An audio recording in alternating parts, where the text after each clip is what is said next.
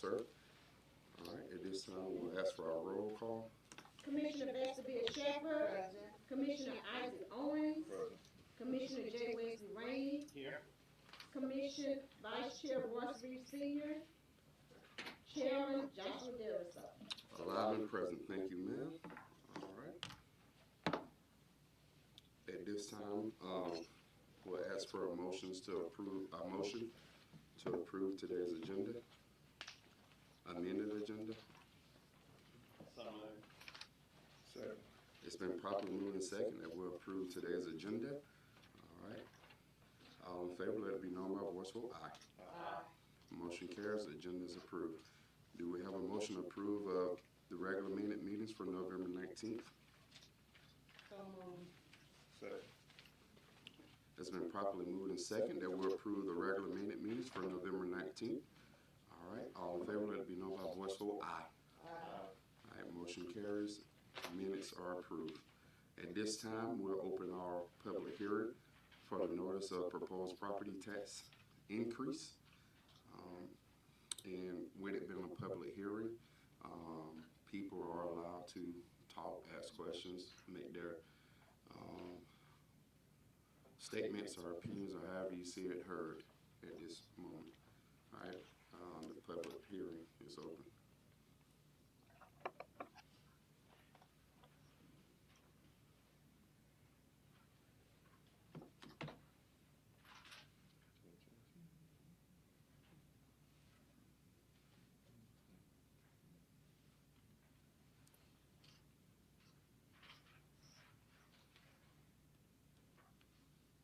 All right.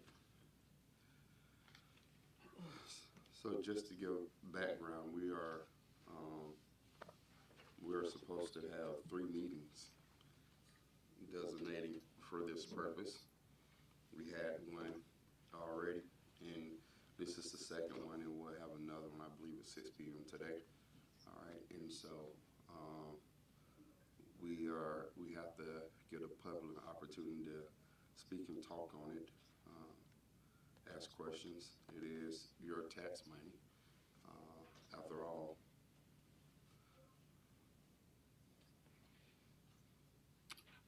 Seeing that's no comments at this point, do we want to close the public hearing? So Second. It's been properly moved and second that we close this public hearing. The notice of proposed property taxes. All in favor, let it be known by voice vote. Aye. Aye. All right. Motion carries. It's closed. All right.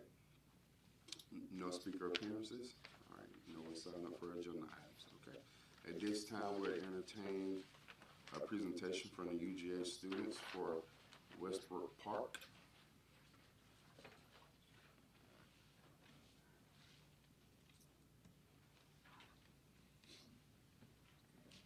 I think it's the heat coming on. Seems to be a tree. That's burning. They're working on the board. While she's doing that, I forgot my announcements this morning. Please go ahead and turn your phone on silent or vibrate, preferably silent. If you do need to take a call, please step outside of these doors, away from the doors, so we don't hear your conversation. Sound travels. All right. And then this part is relevant now. It is a public hearing. That's my tablet coming on. I'm sorry. We're now in a regular meeting where comments will be only taken if we need expert opinions or someone who's have experience in the topic that we're discussing. So those are the reasons we may ask for comment or commentary or advice or from someone in the audience during the regular meeting portion, to be fair and impartial to everybody, what have you. And I think this body can have a good sense of and know the community of who been working where and who has knowledge and experience where to make that determination. All right. And I think with that we're ready. Hopefully. You never know about technology. And it's cold. Yeah.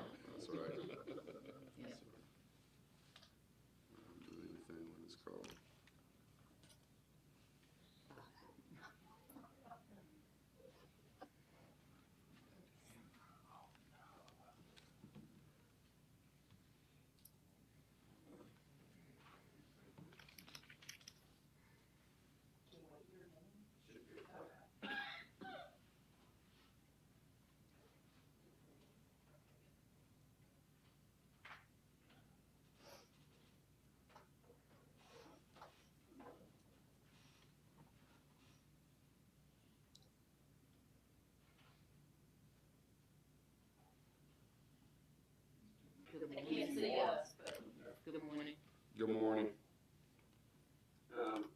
This is our final opportunity for us to meet with you guys as our semester comes to a close. So we appreciate you guys taking some time to let us speak to y'all today. I know we saw some of y'all when we came down for the sit and stroll, so some of this might look a little bit familiar, but we thought it would be good for us to do a little bit of a formal presentation just as we go ahead in the seminary for the end of our semester. So this is where we landed now. We brought this down to sit and stroll a couple weeks ago. It was on a phone post report, so it may not have been as clear as this. But this is the final design it landed on. Of course, it can change, in the future, but we think this is a good synthesis of all the feedback that we got and the alternatives that we landed upon. It keeps the existing path that's there, keeps a lot of the existing features, and only adds to what is currently on the site, which helps with cost-saving measures. The sign is in the same spot, the lights are in the same spot, and most importantly, the concrete path. You can see in the middle here where the fountain is. We've heard that that's going to get ripped up. So rather than filling that with concrete that we think will contrast with the existing path, we thought it would be a great idea to turn it into a central focal planter. It could have a large ornamental tree, or it could not have a tree if trees aren't something that you want to include in the site. But it's just something that breaks up the monotony of that space and still keeps a central point in the center of the site. Additionally, up at this top building here, this is the one that we've heard that it's going to be gutted and turned into an open air event space. So we decided to fill in this little area with concrete here so that you have a direct access from the inside of this building to the park without having to step over landscaping or sods. So if it is wet, don't get your feet wet. We also have concrete back here. This back alley, if at all possible, if food trucks can drive down this alley, they can park over here on this back pad, and we have a space for food trucks or any sort of event equipment to be set up. We think it's great, a great space for that. And we also have planters that line the facades of the walls, and this is a great way to act as a transition between the building facades and the ground plane. We have a lot of turf because turf is soft. It doesn't reflect as much heat in the summertime. So we think it'll be a nice way to make the site feel a little bit more natural, but also be usable because it's large, open, and flat. We've also included some shade sails, which are a great alternative to trees, less maintenance, but they do provide a lot of great shade in the summertime. These are also some of the images that we brought down for the sit and stroll. These, we think they help convey our intent a little bit more. So you can see the planters here. They're styled based on the planters that are across the street right next to Albion State University. There's a little satellite campus. We've taken that same style so that we have sort of cohesive language and cohesive look, especially in that area of town. You can see we have like this idea for minimalistic movable seating, wire seating, and wire tables that are easy to pack up, easy to put away, but can also be moved and shifted depending on what sort of events are taking place. And they're also much less expensive than some fancier seating, of course. And here's again what this could look like. String lights, and you can see some of the planting buffers on the sides. The image on the right is a zoomed in aerial, so you're really high up looking down on the site. That tree is where the fountain currently is, and you can see what was previously mulch. Its trees has been replaced with sod and some planting. And this is an example, or some more views what it look like. The one on the right is pretty exciting. It's sort of an overhead of the entire site, so you can see a lot more usable space. There's no pine straw, no mulching on the site, so instead we have concrete and lawns that are all open and all usable.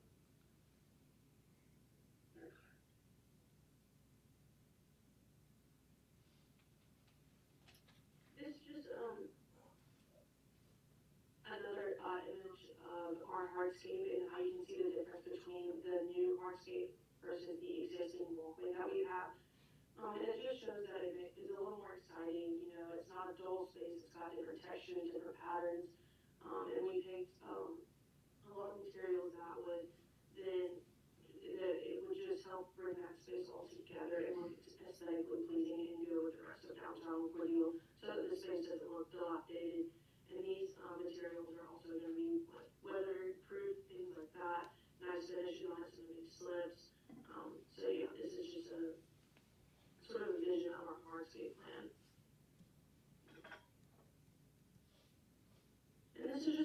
down to the planting plan, so not a ton of plants, because we know that maintenance is kind of can be a problem, but we do have some different varieties. Things are low maintenance. You wouldn't have to worry about them. They bloom pretty, but they won't die terribly. So yeah, this is just kind of an overview of the little planting plan that we've done.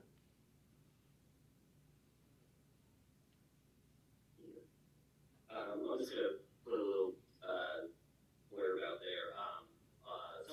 Some of the plantings we chose before we had an idea of what the maintenance and the water and the irrigation were on site. So a lot of these plants can be substituted for something that's a little more hardy. Doesn't need as much water, take more sun, just so we can find different species that won't get drought destroyed or have to get replaced. So when we were in Cordele for our latest presentation, one of the main feedbacks we got was from the idea of incorporating a mural on, I guess if you're looking at Western Park, the left building of the park.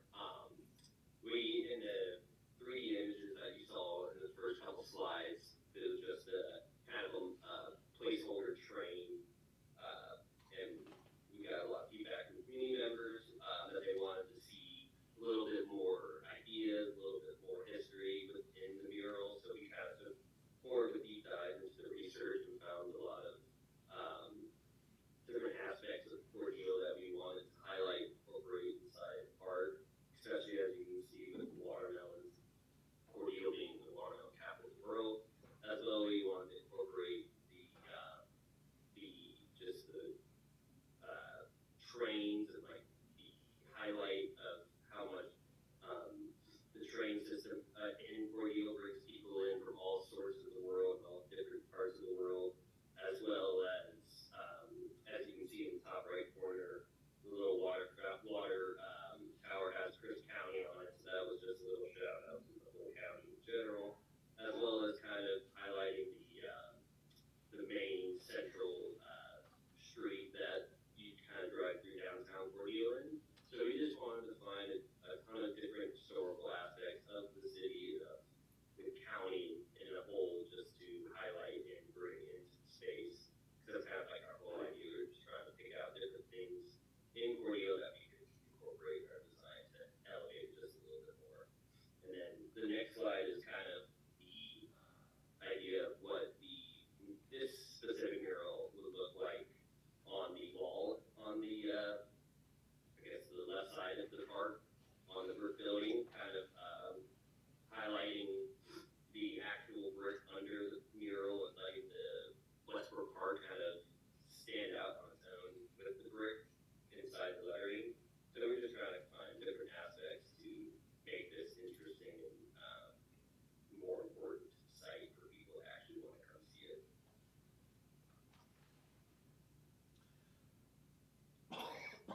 Yeah, and that's what we've got for today. We still have a couple weeks that we're working on some stuff, and when those 2 weeks are done, we're gonna meet with Monica again, get a complete package, and give you everything that we think that we need before our semester ends.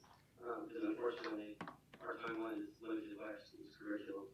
But we just wanted to take this opportunity as to talk to you guys and present to as many ears as possible, considering this might be the last opportunity. So. If you guys have any questions, we're happy to answer them and update you all with where we're going. But this is what we have so far. We've thoroughly enjoyed this semester, and we're super happy that we got to work on our project with this. It's always fun to do something real, and every time that we've been in Cordele, everyone's been so nice, been so pleasant, and it's kind of sad at moments. So. Anybody got any questions? Not a question, but as I'm looking at the finished product with the mural there, maybe I understand what they're trying to do with Westbrook, but maybe they can intensify that a little bit more, because with that brick behind it, it makes it somewhat hard to look at it when you're looking at it now. Right. It stands out, but it doesn't give, if that's what they were. Right. So you're talking this? Yeah. Yeah. Just the lettering? Yeah. Yeah. Because when you looked at the picture of it, you know, it was very pronounced there, and I understand with the brick behind it now. There you See, go. yeah, see, that Yeah, is, yeah. when it loses something, In the second, okay, cause you can barely. We'll put that, make it harder to stand up a little bit more. Yeah, cause see, even with the word park, yeah, you know, yeah, alright. 60-year-old eyes. Anything else? And they'll send us a hard copy of all of this. We'll have plenty more in a couple weeks. Okay, A lot more than what you see today. okay, and I'll email those out to everybody. When we get them. Thanks so much, guys. Hang on a second, Thank you all. hang on. In deciding the mural, was there any discussion of including, why Cordele is known for watermelons and trains? Was there any thought about including people? People, Yes. will, is there any sort of people that would be important for us to include or good for us to include, or do you just mean in general to make In the general. mural more alive? In This is the general. right way to word it. In general. Did you hear in Jackson, just in general? Just in general. Uh-huh. Sure, we can add that, make it feel more lively. Okay, It's just a thought out. It was a question, but okay. No, I think it's good. I think it's a good idea. Make the space a little bit more As soon as we get the active. streets. Yeah. like maybe some people on the sidewalk or something. Yeah. Sure, good idea. Okay. Anybody else? And that would be a good way to bring it to the melting pot idea of everybody Yeah, being inclusive. yeah. We good? Good job. Okay. All right, thanks, Jackson. I'll call you when I get to the office. Yes, ma'am. Thanks so Thank much. you. Bye-bye. Thank you. Bye-bye. Bye-bye. Thank you. How much does this, cost to the city? They haven't done any budgets. I did get an email, it's on my computer. They're still working on the cost aspects, cause they're trying to nail down the plannings and the mural stuff. Mhm. When they get the final designs, we'll get, of course, include the costs and email them to you. Okay, and have we already approved this? For the plan? No. Yes. Okay, They're just making a presentation. okay, all right. Thank you. Thank you.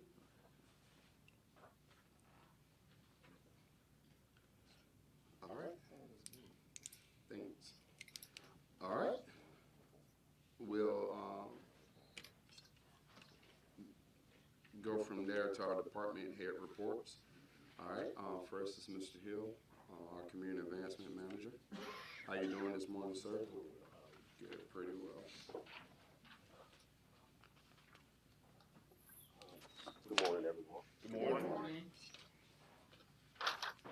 Pleasure to be in front of you as always.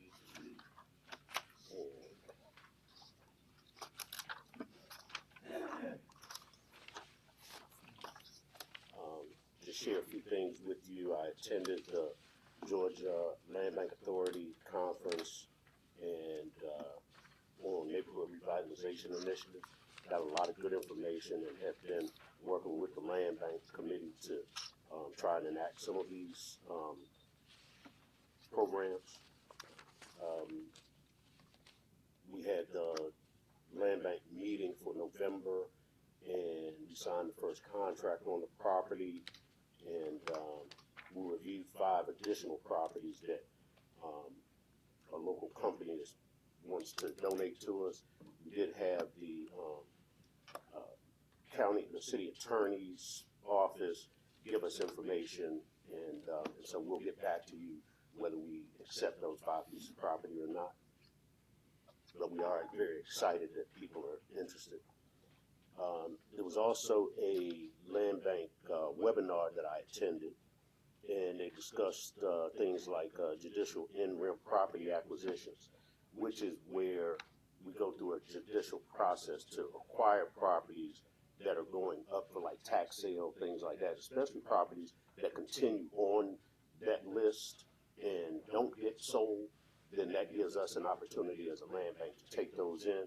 Also, I had a brief meeting with the tax commissioner, and so she is going to be working with us also to try to garner those blighted properties for the land bank. Currently, I'm still working with the orchard to modify the plans for the subdivision. The city manager and I kind of have that discussion regularly so that we can keep these guys on track and hopefully get that development moving. Attended a faith-based meeting on November the 14th, and Monica Robinson from Main Street came and talked with them about the various things that they're doing in Main Street and how the church and faith-based community can partner with us in downtown. On the 15th, I attended a meeting with the hospital to talk with them about the 14 properties they have there. We're trying to move that forward. The holidays kind of play a little role in that. Attended the volunteer event at Lake Blackshear. It was fantastic. Had a chance to sit with some young people. One of them has like a 3.95 GPA, and my question to that young lady is, what made you the breakout? What made you be able to do that? And she said it was her passion for kids. So she's in school for pediatrics. And so I think if we can tap into what the passions of our young people are and then help drive things to move them, we'll see a lot more kids with 3.9s. And she's in college, so she's moving forward with her career. But that's a way for us to find out how we can tap into what moves these kids. I attended the Homeless Coalition meeting on the 20th, and we discussed just various things that are coming up for that. I'm sure there'll be other information coming, like Thanksgiving, Christmas events that they were doing. And then I attended a historic preservation meeting also on the 20th, and Miss Irene will give you updates, but that went very well. And that's my report on this. Have any questions? Any questions for Mr. Hill? Mr. Chairman, I have a question. Yes. Recent report, the hospital properties, you have 4 listed. Are there 4 properties or 14? Well, there's a total of 14. Okay.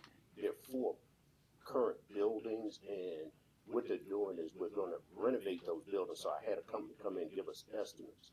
And what I've asked the hospital to try and move this along is find out what they wanted for the property, since we have a cost for estimate for repair.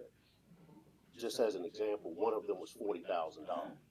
So again, under this affordability model, if the hospital says they want 20 or 30,000, that means fully renovated, we have a $60,000, $70,000 home, which is affordable. So those are the kinds of things that I want to be able to do with the dilapidated property, with the land bank property, is bring them in under $100,000 so it really makes them affordable and bring the neighborhood back to its luster of when you guys were growing up. Any more questions? I have a question. What is the solution for a property of land that is vacant, and on the side of it you may have a mobile home which is worth about 20, 30,000. On the other side you may have a home that is worth $50,000 to $60,000. For that land to be utilized in a way that makes sense for that owner, because right now we have a policy where you cannot put a mobile home there, right? Any other type of home is going to be over the 100,000 most likely that you kind of talk about. But as soon as that home goes there, because of the property values around it, it's going to be much less than what it, cost to put it there. Yes. And And- so, In some cases, you'll see that initially until we start to develop the other properties around. Right. And that's when, because it may pull up the value of those other properties as long as it's the same configuration, same square footage. It could actually bring that property value up of that mobile home and the house that's next to it. And then as you start to develop those, the whole neighborhood goes up. So that you could initially see a decline in the value of the new house until we start to develop things around it. But though the value of those two houses will also increase at the same time because you put that house there. So, it's kind of glass half empty, half full. The question is, how do we proceed? And so, but there's some smaller homes, smaller footprints we could do that may not cost $150,000. You may be able to get one for $80,000. right. And then have new construction at $80,000. It brings that $50,000 up, that trailer up, and then start to do the work around it. But it seems like to me, with our mobile home policy, we need a plan, a master plan of some sort, or a general plan, I should say, some sort, because in absence of a general plan to go along with our policy, what we're doing, and what I've found and what I've taken calls for, is that you have people with land, and that is the problem that they're having.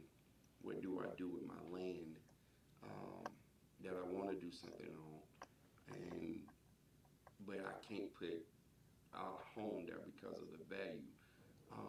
But if we're not investing in those areas, the city, if we're not investing in those areas underway, we leaving it to people to say, I'm gonna take a leap of faith almost and put a home there, and hopefully other people see what I'm doing and they'll do it. But usually that's not the way it happens, because at the end of the day, people are tied to certain places because where they grew up, whether they have family there, and they may put something there because they're used to that area, they have family in that area, or what have you. But it's a ideal or a vision that we have to have as a city to what that area is going to look like, and incentivize people to, well, first, incentivize people by showing investment in infrastructure in those areas. Because if we're not prioritizing, I get it, our code department is working very hard along with Public Works to improve areas. But that's what I've been getting calls about lately, is I have property, I see the land bank moving. What am I supposed to do with my land if I can't put anything there that would get financial sense for me? Absolutely. Yeah. And I think that putting together a development plan for the city, which lays out areas of growth and being able to manage that growth through zoning, makes a big difference. You don't want every piece of property. From what I hear from people, they don't want this to become one of Rockland's. And I get that. But there's a way to do that, and that is through a planned development program by designing that in the city, let's say there's quarter-acre lots. And then as you go 2 to 5 miles outside the city, you're in 2-acre lots. And as you go 7 to 8 miles out, then you're 7-acre lots. And so there's a way, and I'm just using that as an example, but there's a way to develop a design scheme that will allow that growth and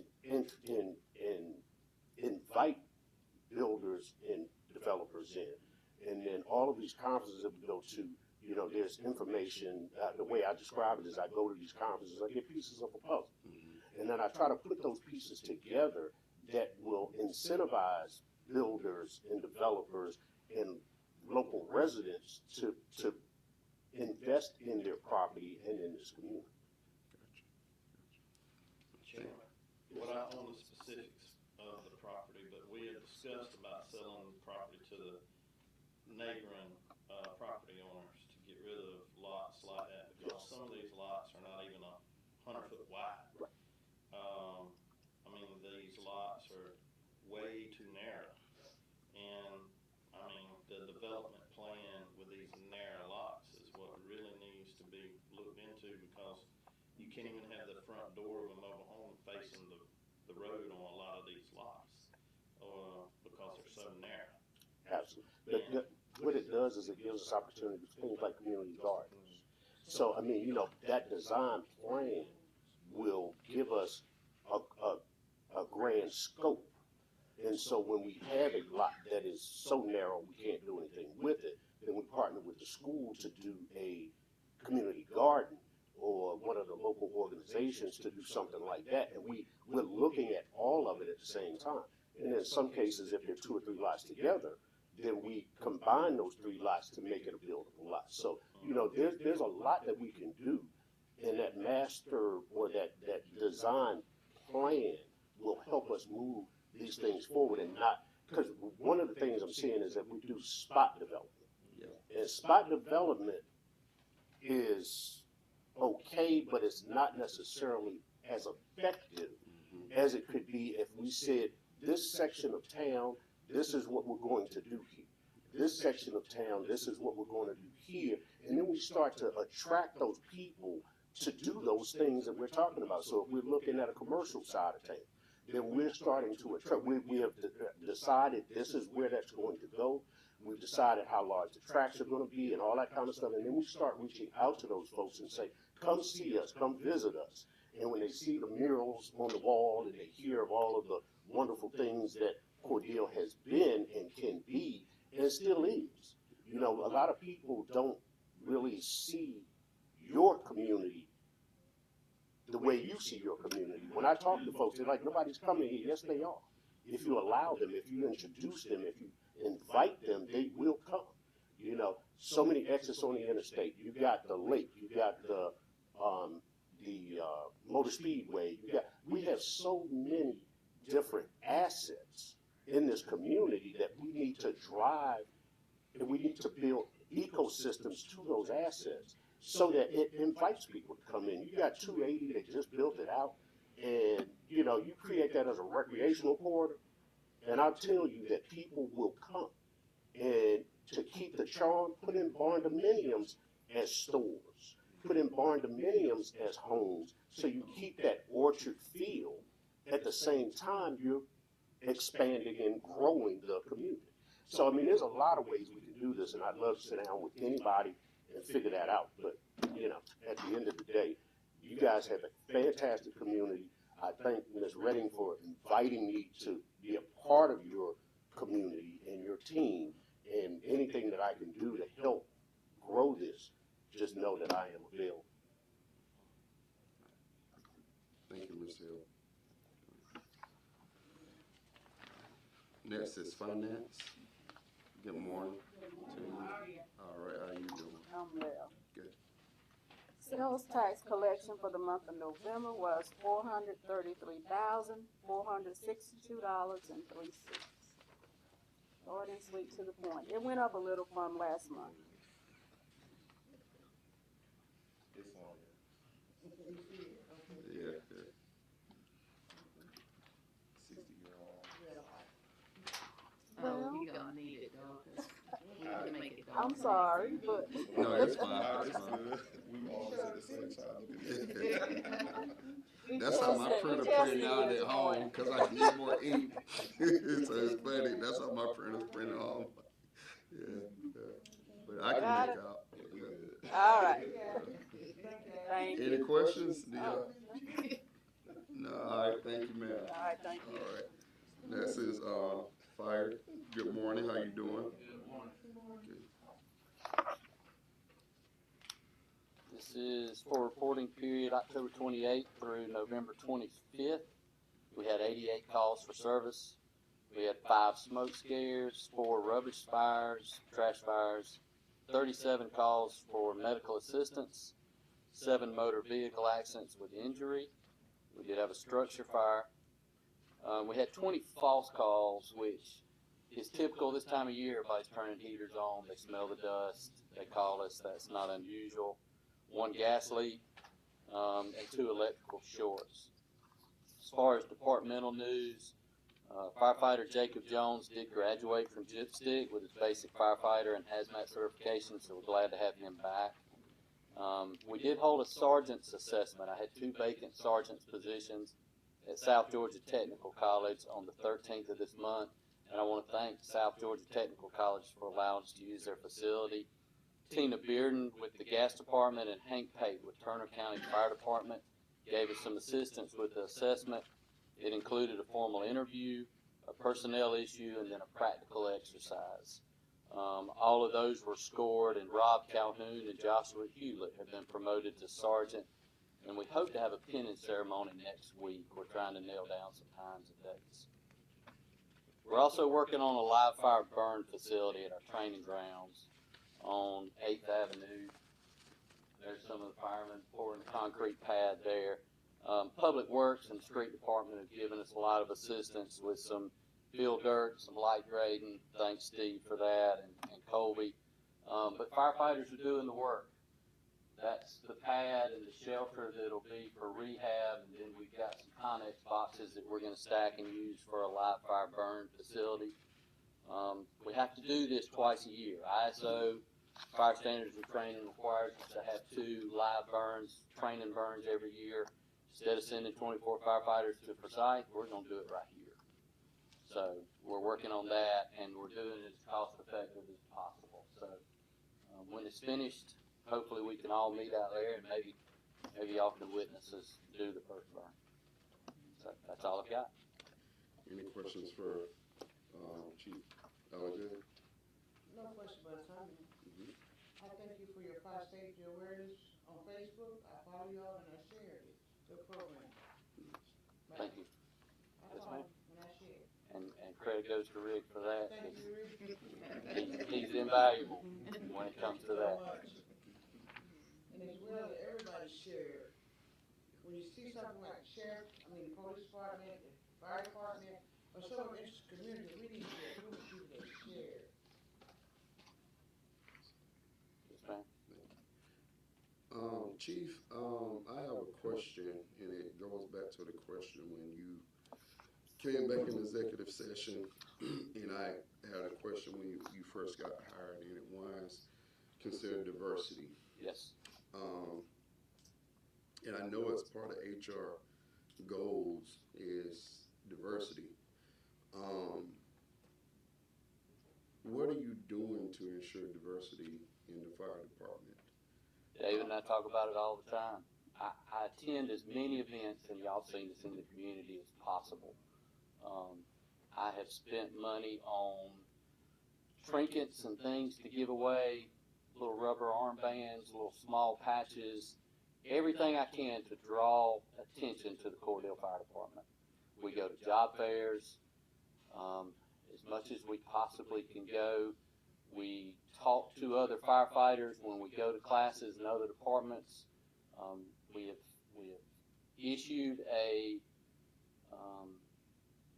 hire to a firefighter that's coming from Glenn County. Hopefully he'll pass everything and join our department. We're out in the community to do as much as we can. Ultimately, and we discussed this in that meeting, I can only interview who apply.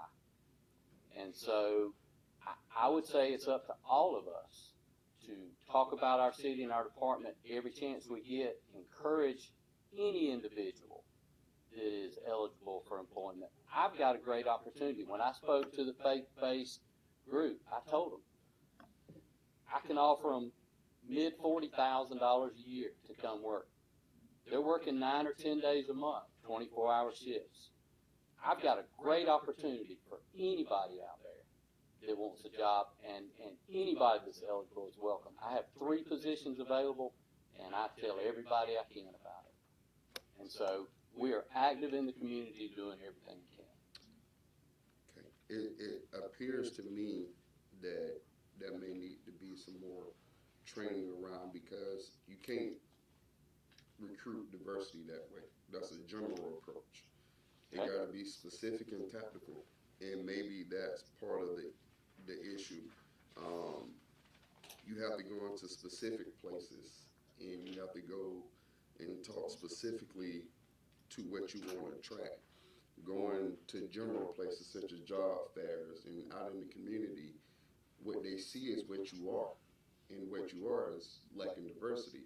I think um, maybe in the next 5 or so years, um, the few that I know may be retiring.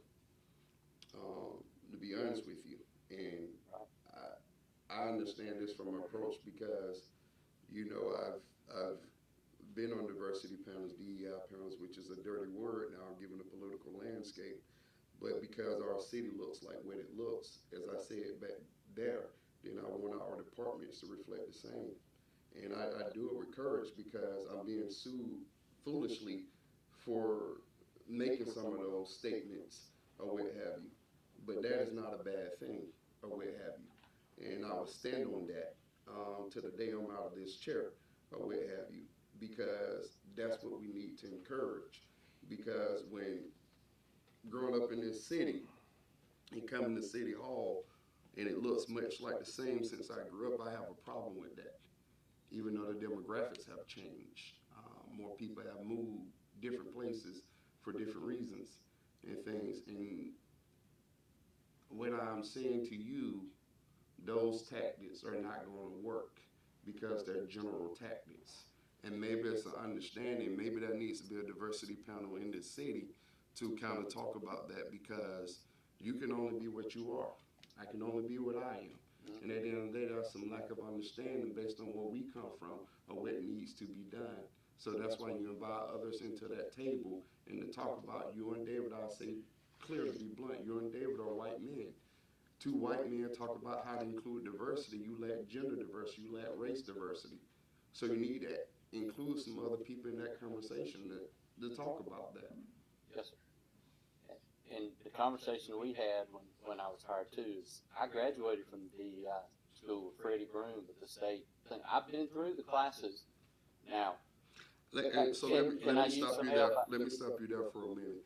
That GMA class to me is hogwash for many reasons. I like Freddie a lot, but Freddie has a job to do. That class is hogwash, to be honest with you. GMA do a lot of feel-good stuff to do it. Okay. And honestly, I'm telling you, somebody who studied CRT, DEI, who wrote a dissertation in it, it's hogwash, to be honest with you. I don't do stuff to feel good. I do stuff to challenge me. Before I challenge anybody, I challenge myself in those ways. And so you said that back down for me, and I remember a lot of people don't like me because my memory is pretty long. When you talked about diversity, if my memory serves me correctly, you gave a thing about two women coming in, one being a mayor, the other not being a mayor, right? Or what have you. And you addressed one and you had to apologize for that, and that's great. That's gender diversity. That's fine. But it's a part of operating in a real way of ensuring diversity as a department head. And that's what I want to see from our department heads. Yes. And I know it's hard, don't get me wrong. I know you're trying, but that would be my thing. Invite other people into that conversation that looks like what you want to attract. Yes, sir. That's all I'm saying. And that was the end of that statement I was going to make, is that I'm open and will welcome anything that we can do to make our department better. Thank you. Yes, sir. Thank you. Any other questions? I do. Chief, how are you equipped? Are you equipped good for hazmat situation, chemical fire situations? Because I know we got some. We have, for as far as chemical fire and hazmat fire, we have AAA foam that we can dispense from our trucks. Our ladder truck is also set up with a CAV system, which is a Class A foam that we can actually do from the elevated platform. What we don't have, because they go out of date every 5 years and they're expensive to buy, is level A hazmat suits. Now, you're talking $1,000 a suit, and it's only good for 5 years. Probably our last set of suits didn't even get used because we didn't have anything in 5 years, and now they're out of date. we can use them for training, but they're not certified if we were to have the incident.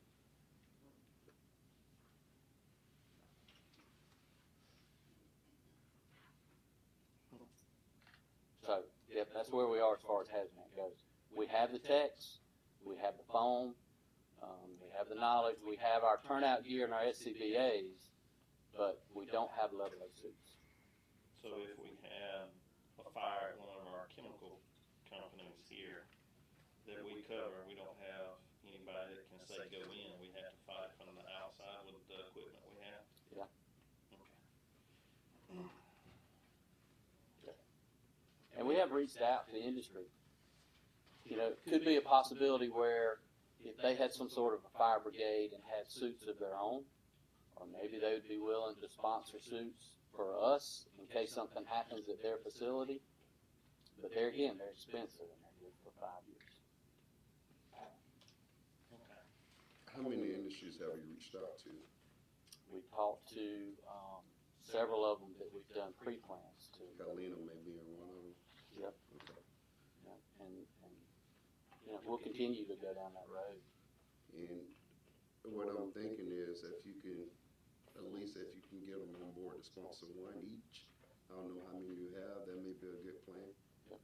I agree. And if you need, the one thing about it is that I don't think we use our authority and power up here enough, or our resources that we have, because that's things that we can do to encourage them to also give back to where we need to give back.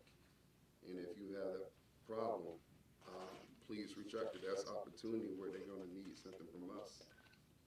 And if they're not helping us out in a particular way, we can remind them of that, or push them a little bit more, encourage them a little bit harder to help us out in those matters. That's just the way it gotta work. A lot of people don't like it working that way, but sometimes it has to work that way. And so, because that shouldn't be a hard thing, because ultimately it's benefiting them. I mean, Yep. I agree. yeah, unless they want to lose a lot more than what they planning on. I think, Conyers just had a big, was it Conyers area? Did you hear about the, I know a few people that live over there. One of the probation officers in Cobb County, and they stayed in the app for, I think, about 2 weeks. And it was terrible. They canceled school. It was a lot of issues or what have you. So it's very important that that's the thing that we look at. So if the commission having relationships with anybody knows the industry, it'll be a good time to call them and let them know that we need some help and assistance in that way. We have some influence out in the community as well. So if you're not using your influence, your relationships to help all departments out, whether it's fire or any other, then we can do a little bit better to encourage them. Because if it's pointed out, if they show up and you can't go in, well, who's gonna take the brunt of that loss? We can say we did what we can do, right? And you just never know when it's gonna happen. So it's Helene, and what other places are we? Without going back through the plans, it'd be hard to just call names off the top of my head. Could city manager get us a list of the ones that would be impacted between the two of y'all? I can do that. Okay, yeah, between the two of y'all, get the ones that would be impacted if a situation occur. And there's a lot that comes through that rail system too. I mean, it's not just industry. There are a lot of opportunities for something to go wrong. Right. We're as prepared as we can be. Right.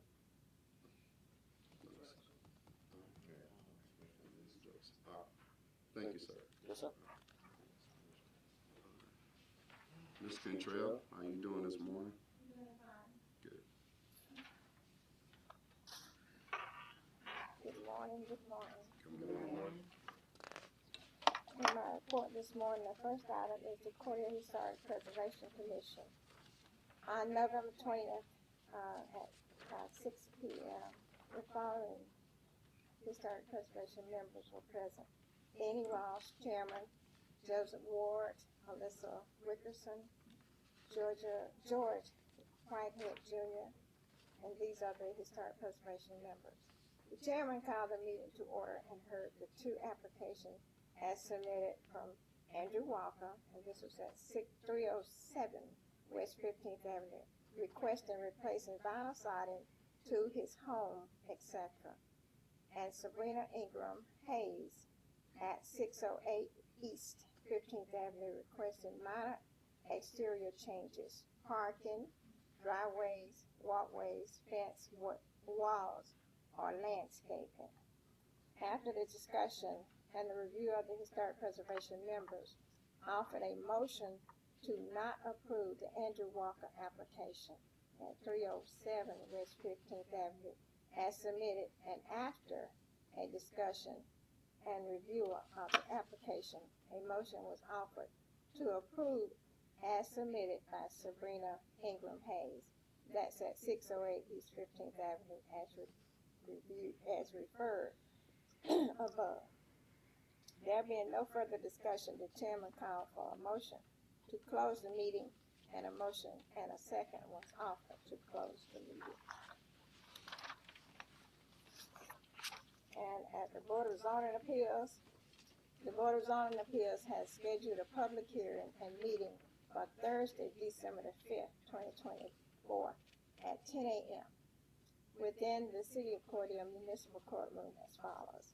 A double-faced freestanding sign with a total of approximately 336 square feet located at each property.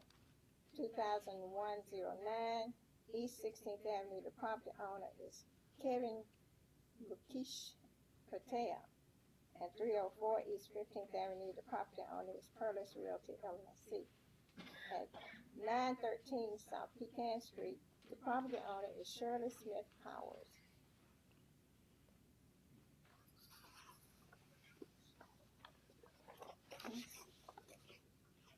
Okay. You want me to read all that over again? Start with the second one, The second one, or the third. The property owner, Perlis Realty Company LLC, Lee Perlis, is requesting to install a small parking lot on the alley side of the lot at 304 East 15th Avenue. The property owner, Shirley Smith Powers, is requesting to place a storage building on a current vacant lot at 913 South Pecan Street. The property is on R7.5S, which is single-family residential, medium density. And that's all I have for that Board of Zoning Appeals. At the Cordele Planning and Zoning Commission, the Planning and Zoning Commission will hold an organizational meeting on December 19th, 2024 at 10 a.m. to select a chairperson.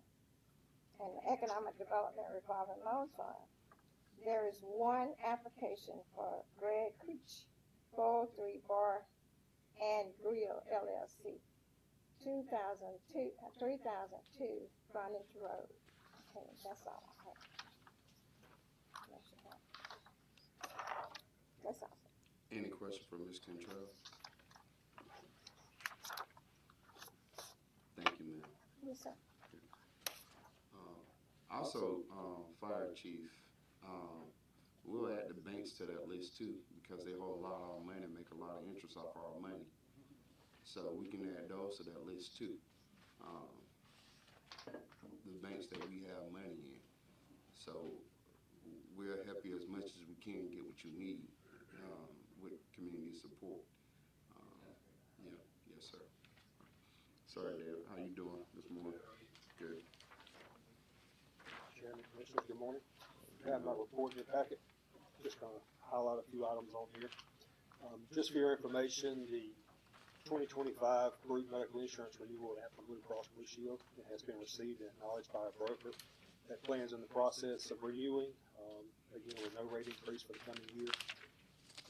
Open enrollment period will be January the 1st to the end of the month, with a plan year starting February the 1st. The Georgia Department of Audits and Accounts biennial retirement survey that we're required to submit, that was completed and submitted on November the 1st of last month. Due date was November the 15th. We've had several promotions in Public Works Department. Excuse me. We've had a water and sewer technician who was promoted to heavy equipment operator. That's in the water and sewer department. And then we had a maintenance worker in the cemetery and parks that was promoted to equipment operator as well. In addition to those promotions, as Chief Alligood mentioned earlier, we had promotions in the fire department with the two candidates being promoted to sergeant positions. And then lastly, November the 19th or 22nd, I had the opportunity to attend the Georgia Local Government Personnel Association's Fall Conference in Athens. And I just appreciate the opportunity to be able to attend that and looking forward to the spring meeting coming up in June. And that's all I have. Unless you have any questions. Any questions for Mr. Wade?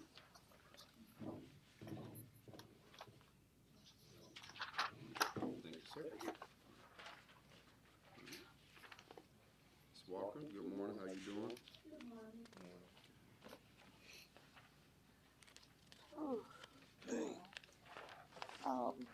For November 2024 report for the municipal court, we had 347 traffic cases, 24 criminal cases, a total of 371. Had 13 bench warrants, 37 license suspensions.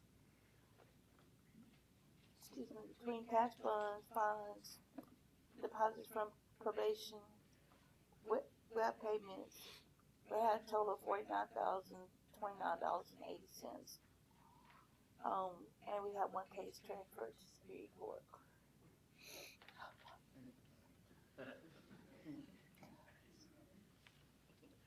Any questions? Thank you, Ms. Walker.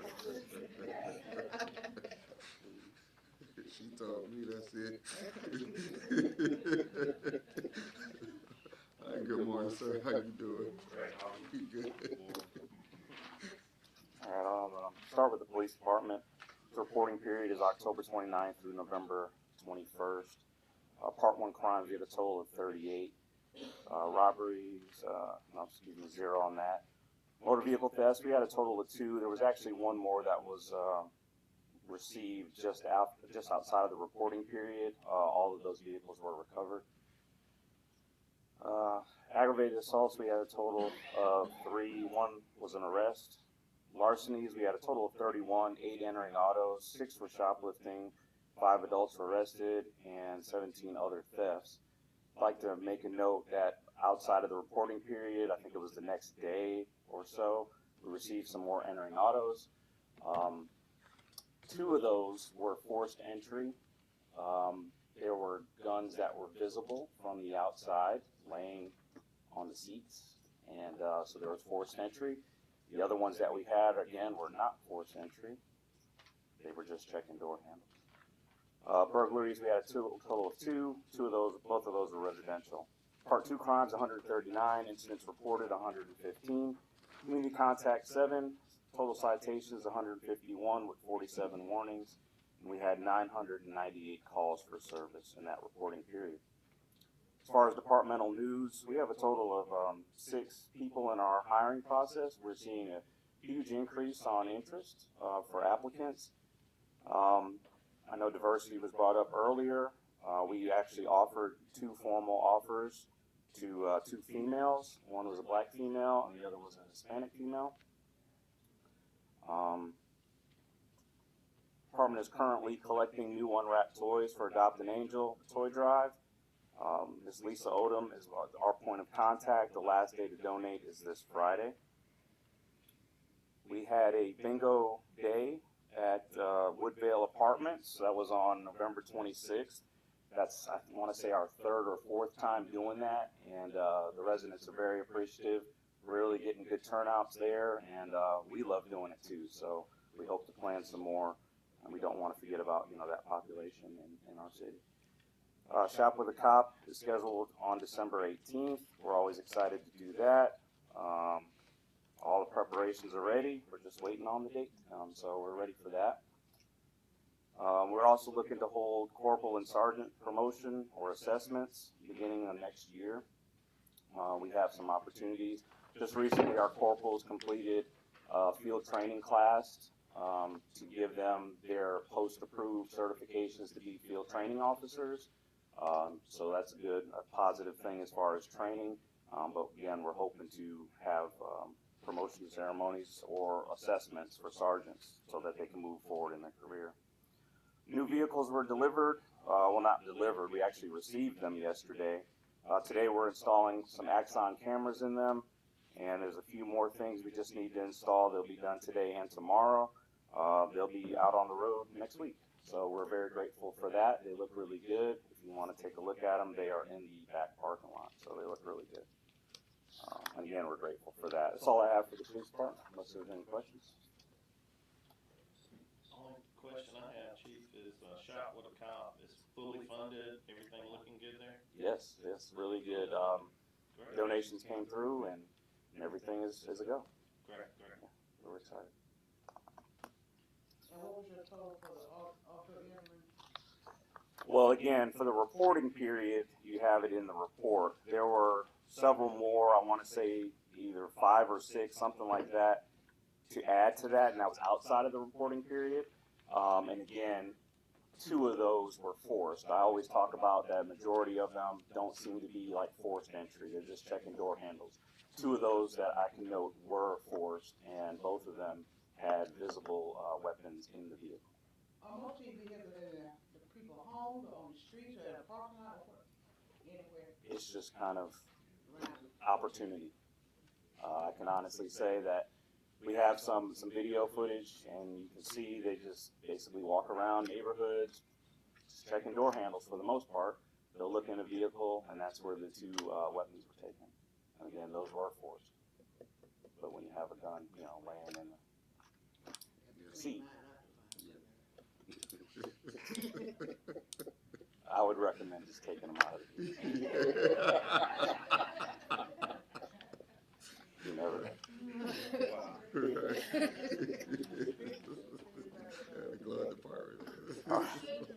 Right. Don't publicize that. Let's move on to animal control. If there's no more questions for the police department. Same reporting period. They were very busy this month. We normally see that with the colder weather. Finally, we're getting that. Dogs and cats, the intakes were a total of 123. Intakes from the city were 88. The county, we had a total of 31, and intakes from other entities was only 4 this month, or that reporting period.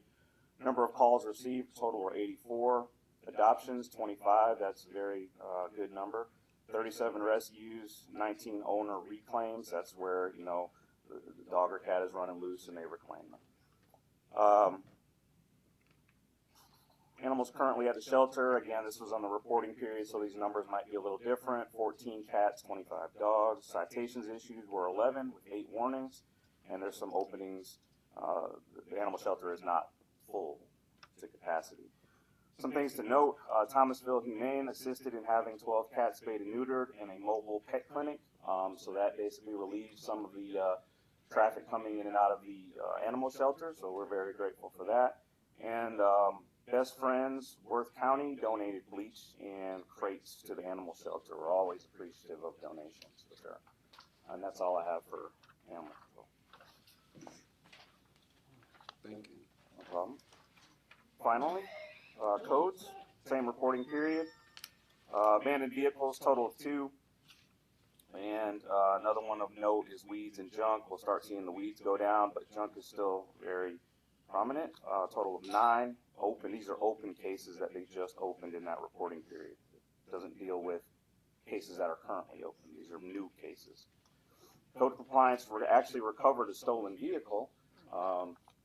They were investigating an abandoned vehicle. They thought it was a junk vehicle, and come to find out it was a stolen vehicle.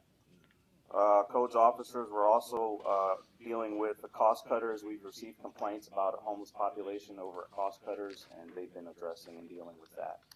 They've been doing a pretty good job dealing with that, along with the police department. Moving over to permitted commercial construction projects, if you see CRM company and retail space right at the top there, those permits were pulled quite a while ago, and we haven't seen any work being done on those. Gillespie, I believe, is completed. It was completed over the break, so that's why it's still there. It was outside of the reporting period, but next month it'll be completed. And pending jobs, Christian Homes, again, We haven't heard anything with them, and permits haven't been pulled as of yet. That's all I have. But I have a question about the homeless complaints. Are we seeing a increase in calls, or was that kind of like a one-off? I wouldn't say it's an increase in calls. We hadn't really received, I mean, we've been proactive when it came to dealing with stuff like that. But this is I mean, not the first time, but this is the first time, I guess, I could say, from cost cutters, that area, that we're seeing that. That's a good population right there in front of the abandoned building where they kind of hang out. Yes. Are they homeless or are they just vagrants? Homeless, vagrants, you kind of have a mixture. Yeah, I think they hang out close because it's a big shopping area, and some of them cross over there in Walmart and start asking Yes, for money. we have issues there too. And when it's been so cold, we need one homeless shelter somewhere around here. To that point, Mr. Hill, I forgot to ask you that question. When you went to the homeless coalition meeting, what were some of the things that they were? Was it any pertinent things they was then discussing as far as plans, or how do we deal with this, because it seems to be an emerging problem? They were talking more about warming centers than home, while we try to identify funding resources to be able to create actual shelters. Okay. I believe we have some community people working on the homeless shelter. Actually, I think Mr. Walker, who decided to get approved, is one of those people. So, okay. All right. Any questions for? Thank you, sir. No problem. Steve in Public Works. Good morning. Like jacket, Steve. Keep me warm, huh? I bet. Yes, sir. To be honest with you. When you saw back there first, I thought it was a blazer. Like, Steve got a blazer this morning. What's going on? But I see now it's an overcoat. I'm glad I wore it now. That's right. That's right. I want to give y'all an update on the ARPA grant. They're into it pretty well right now. They're finding some major problems with the sewer lines, which is what we expected. And hopefully when they get through, it's going to help out the treatment plant a lot. So I'll try to keep y'all informed as it goes along on that. And also, at this time of year, it happens every year, we've got water leaks all over town. And we just ask the public to bear with us, and we'll get to them as fast as we can. But it's a problem right now. It's a problem every year. And that's all I got right now. So any questions? Question for Steve. No, so Mr. Chairman, at the next meeting, please have them have ink there from printers so we can read along with them at least. Okay. The printer's cold too.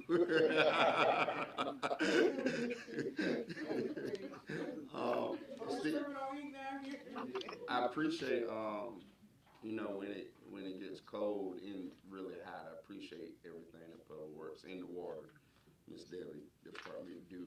I mean, I can imagine.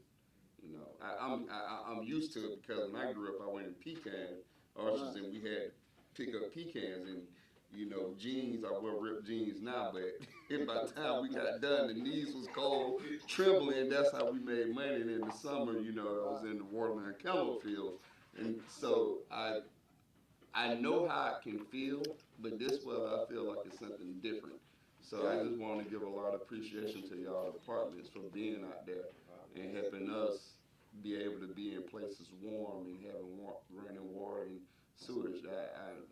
I can't express enough how much I'm appreciative of what y'all do. Well, I'm appreciative of the guys that get out there, and it's a real hard job. Yeah. They do a good job. They do as good as, good as they can do. Yeah, that's right. And I'm very appreciative of it. Right. Yeah, because I'll be over there shivering and looking at everybody else work. I'll bet that on you. Yeah. See, has the backhoe made it, the new backhoe, or are you still down? We got one new backhoe, another backhoe in the water department's about gone. So we're down to one functioning backhoe with all the water leaks. Yes. And I mean, it's something we use every day. We got 2 crews in the water department. We used to have 3. And we got a backhoe for each crew. I mean, each crew uses them every single day. I mean, it's. So what do we have to do to get another functioning backhoe? Spend money and buy one. Everybody's gonna take a new one, we can't. Yeah, we're gonna have to look at funding.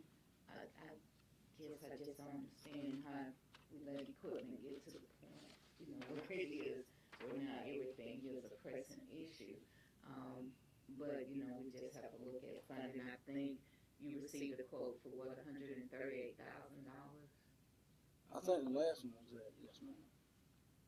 Okay. So we're to another new backhoe to, okay. Well, we would normally replace this backhoe about a year and a half ago. We had it under a buyback plan, and that time's already lapsed now. Is the new one under a buyback plan? No. Oh, no. Pay cash. Pay that one, okay. Yeah, that one was purchased either out of slots because in Public Works, priority for each department, one was in street and the other one is in the water department. That's correct. Okay.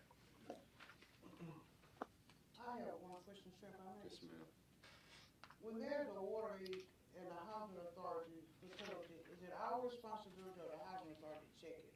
I got a complaint this weekend, when I was at Morningside, they say they have a continuous leak over there, and people complaining their water bill is. Well, technically, it's the housing department's authority. I mean, it's the housing authority is supposed to take care of their own leaks.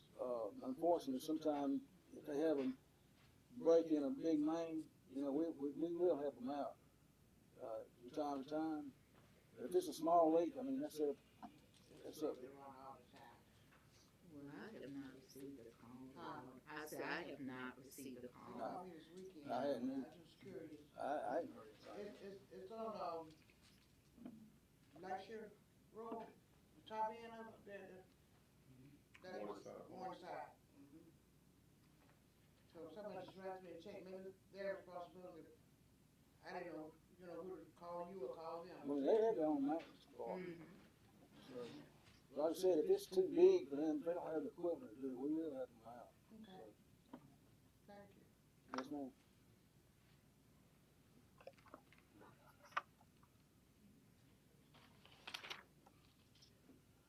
Anybody else have any questions for Steve?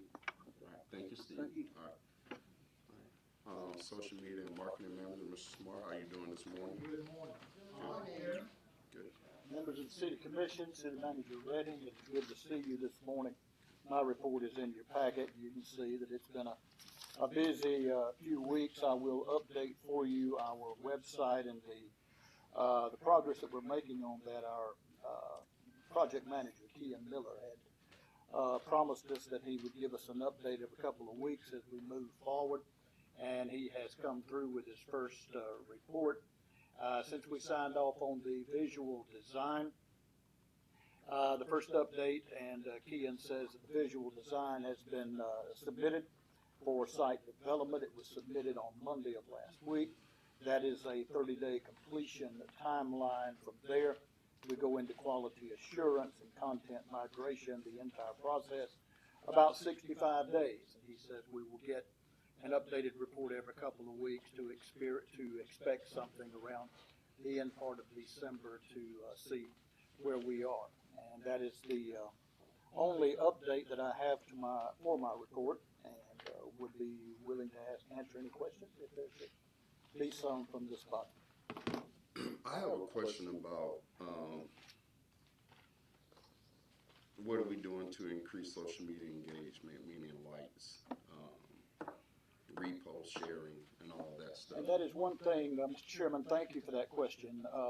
In the seminars and classes that I've been to recently that this body allowed me to go to, one of the things that they talked about was continual posting, just continual putting stuff out there. If you only post one thing a day, put it out there. But the other thing too was to encourage city employees, encourage department heads, commissioners, whoever it may be. You see something there that is positive, that is something that is good for the community, please share it. One of the things that took off yesterday was the Christmas tree safety thing that I built for Chief Alligood Fire Department. We built that, we put it out there. Commissioner Shepard, it didn't take her long before she had hit it and put it out there. And so many of our commissioners, many of our employees, the people in this room, you may have a whole lot of connection on your particular Facebook account. Share it. That's how you build your base and build your connection. Did they talk about algorithms? They talked a little about algorithm, but they didn't get so much into that as they did talking about communication in times of trouble, communications in times of disaster. Algorithms, not so much. One of the things that they did mention that I am continuing to study on is how you begin, like if you're going to put an explanation in your comments, for instance, how you begin with that. Sometimes if you begin, for instance, if we begin with Cordele Police Department today, simply because you've got police there, the algorithm that Facebook uses may take that and kick it down somewhere low where it doesn't appear at the top of your feed. Somehow we need to, and I'm working to do this, fool the algorithm. Fool the algorithm. Give it something positive before you get further, and it doesn't seem to affect it near as bad as if you put something up there that Facebook don't like for whatever reason it may be. They will not necessarily take it down, but they will move that algorithm where it's not so easily found. Right, yeah. It picks and chooses depending on They do. what you post and whatever the content is. Absolutely. Another thing, I was looking at the page, and that was a post saying, "Growing Cordele starts with me."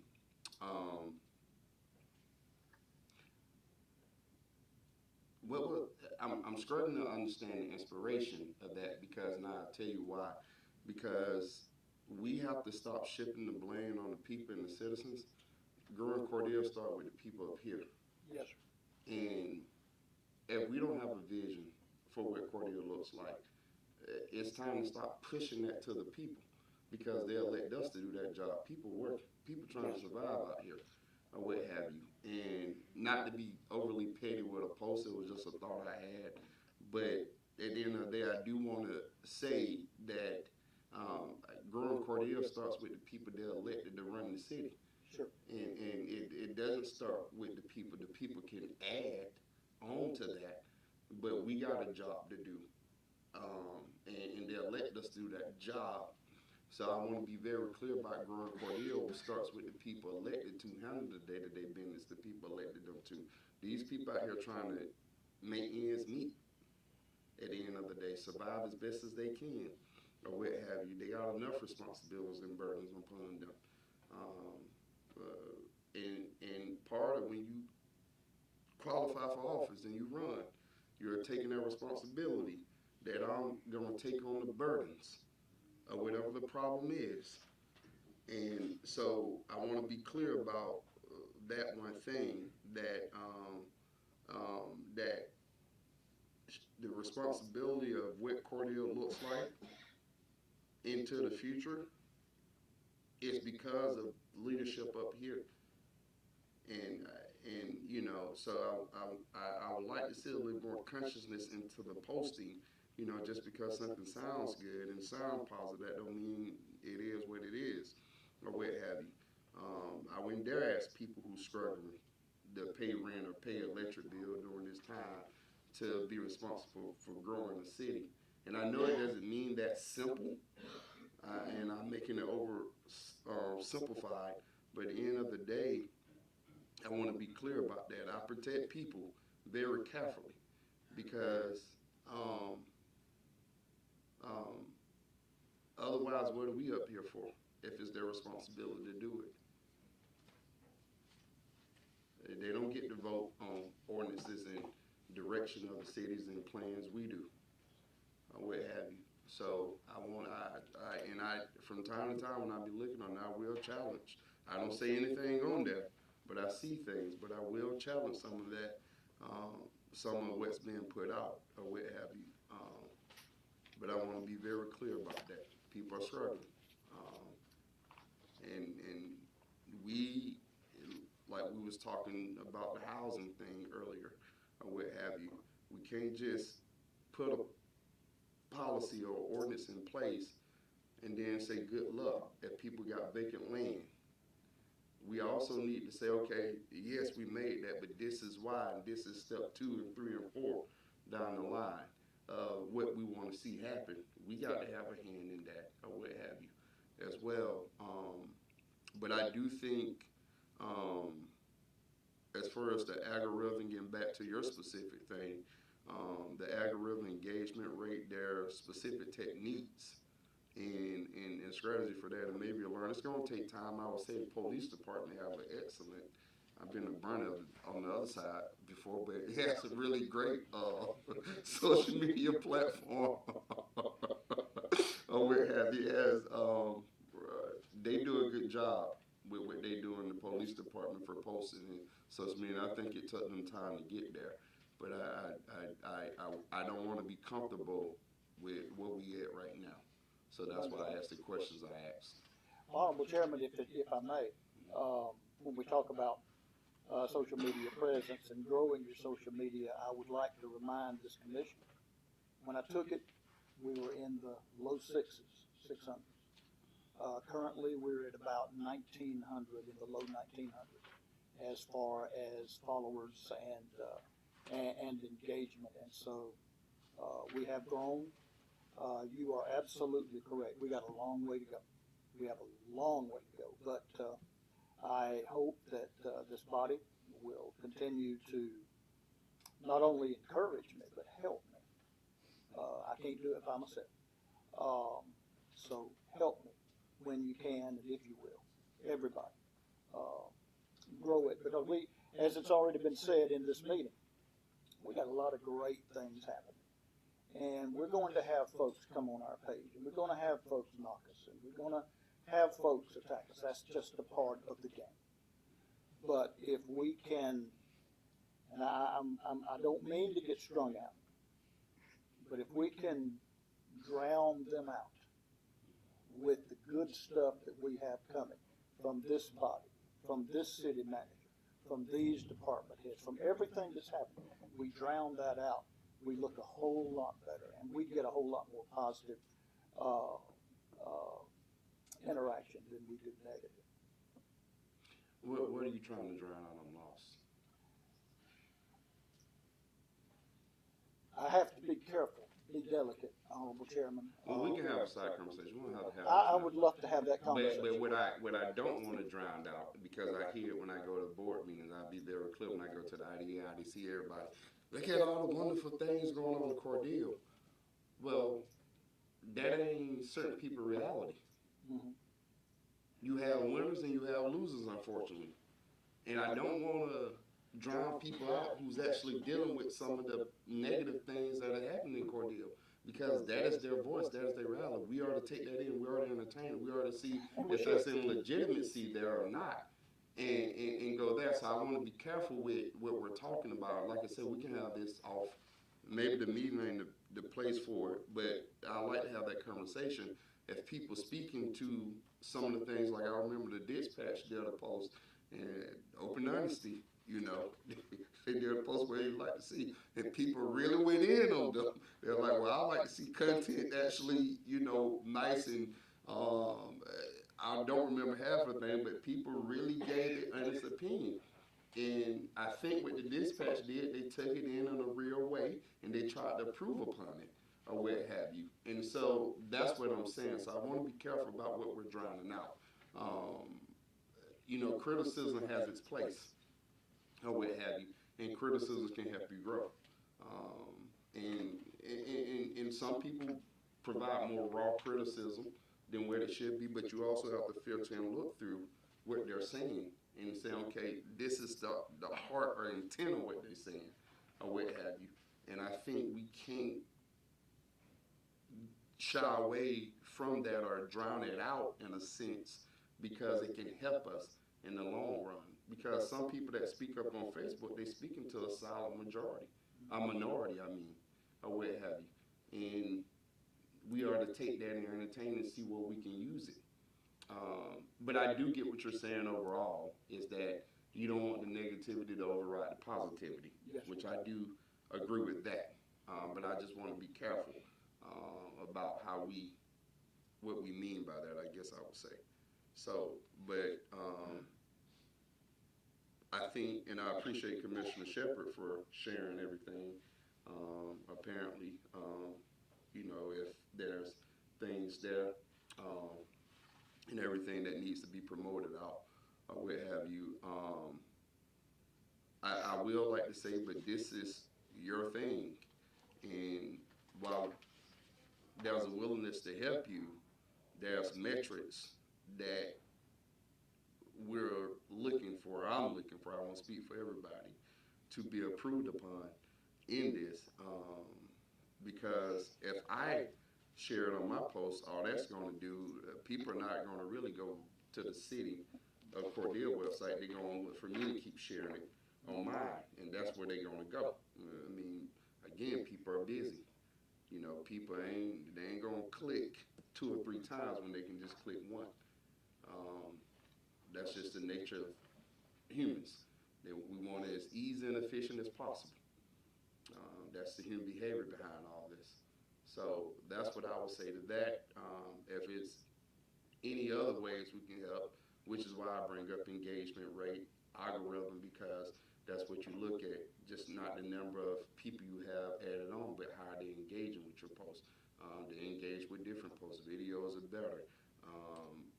There are some ideals. I know one thing that's standard into practice is a content calendar, where you go ahead and plan out what you're going to post around certain holidays, but then again, videos of, you know, that's a lot of creativity we can use. Videos around what's the day like in City Hall, talking with, you're doing just a simple video with the HR director, the Kirk clerk, or what have you. She didn't catch that, but there's different ways that I think you can engage, and I think part of this is also giving a human perspective, because sometimes people call us and they really get down on people that in these departments that work hard for them, and they don't see the human side of them as well. And now I'm always hold people accountable. It may seem like that from up here or what have, but I see the work that people are doing. But there's also a moment of creativity where we can get, the newsletters are really great. I appreciate those. I read those. I appreciate those. So thank you for that. Yes, sir. Or what have you. Specifically talking about social media engagement and that shifting to the source of information for our people, our citizens, and beyond. Because a lot of people come into Cordele to work and play, you know, or shop, I should say. But yeah. Yes. Yeah. Also, so when you're going to upcoming in 2025, you're going to have a community newsletter as well? The community newsletter, what we're planning to do with that is take our newsletter that we currently are doing. We may massage it a little bit, edit it a little bit, but it can go on our website. And it can be simply clicked on. One of the things that I want to try to do is use our social media to push people to the new website.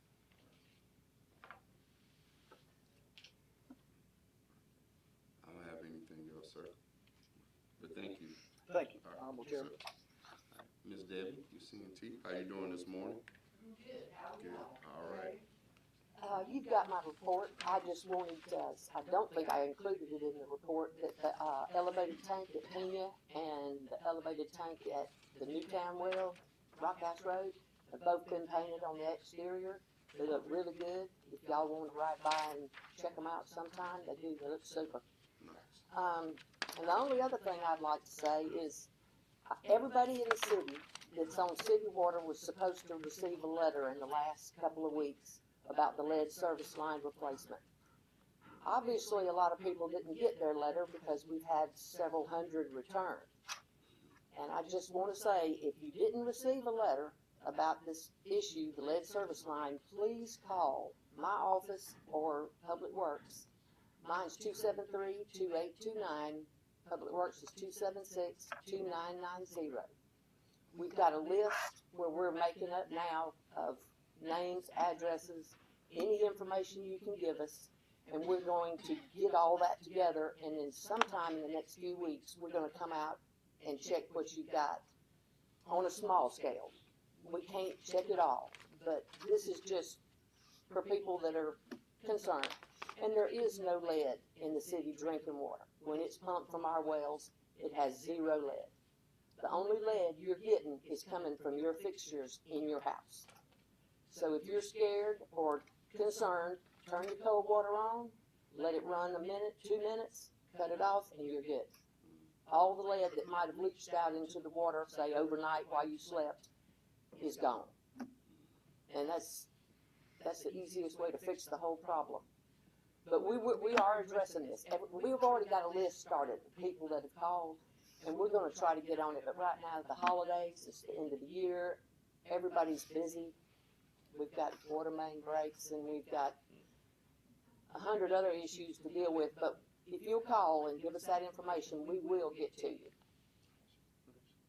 And any information you have about your own plumbing is great. Anybody have any questions? I share that, because that's good to know. Cold water, 2 minutes.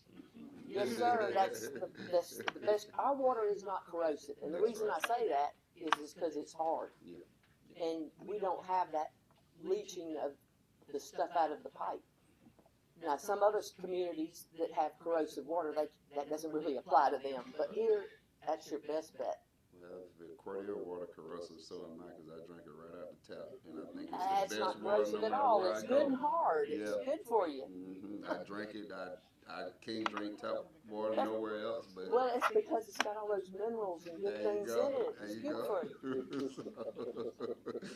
But anyway, anybody has any questions, they can call our offices.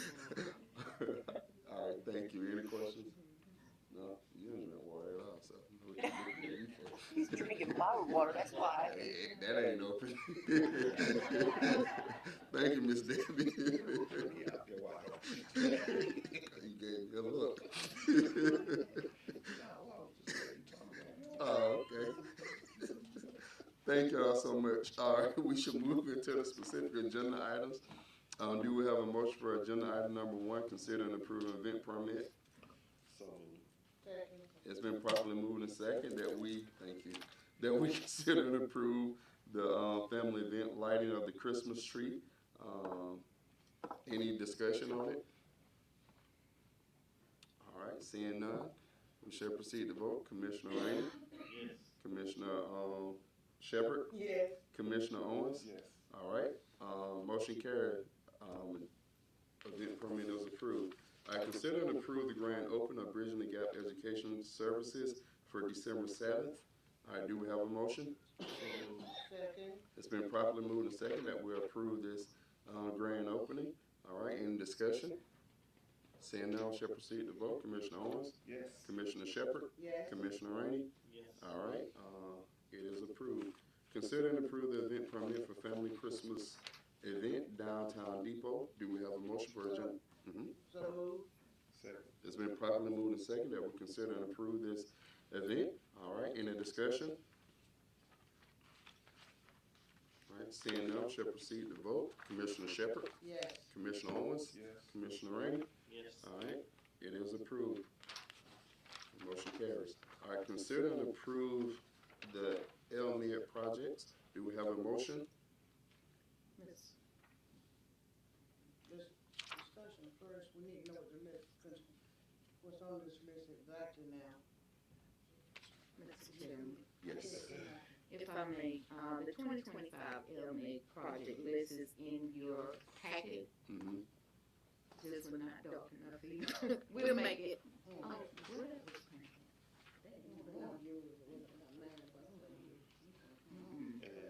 So the 13th Avenue Midwest, 1,030.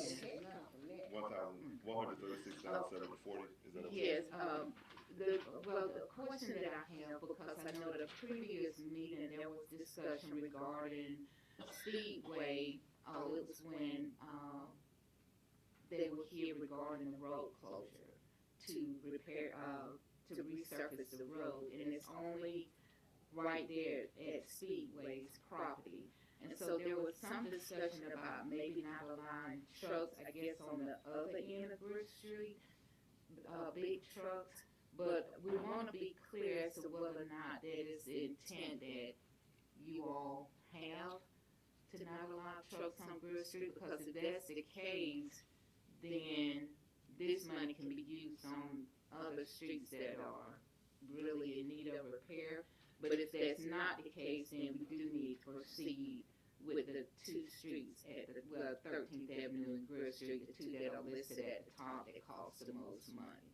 So we just wanted clarification before you all approve the list.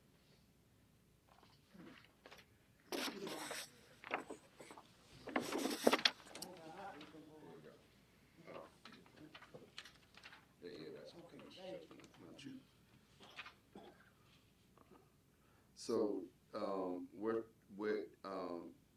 just to be clear, we don't have a motion in a second. So, we're not into discussing this just yet. You can consider it without approving it. We're tend to be out of order, so let me do this. All right. Agenda item number 4. Consider and then upon approving the 2025 LMID project, do we have a motion? So moved. Do we have a second? Second. It's been properly moved and second that we consider and approve the 2025 LMID project. Of course, you all can make any change, amendment, or not approve this. That's in the discretion of the voting commissioners. All right. What the city manager had said is that I believe with what we're saying with Greer Street, we may be able to use, if we're correct, is it the 92 5761 amount? It's the second one there. Well, it's both. The top one is 136,740. Okay. And the second one is $92,057.61. My question is, at a previous meeting, when the contractor was here requesting approval to close Greer Street, there was some discussion about maybe not allowing trucks, the heavy trucks on Greer Street, but it would be from the opposite end.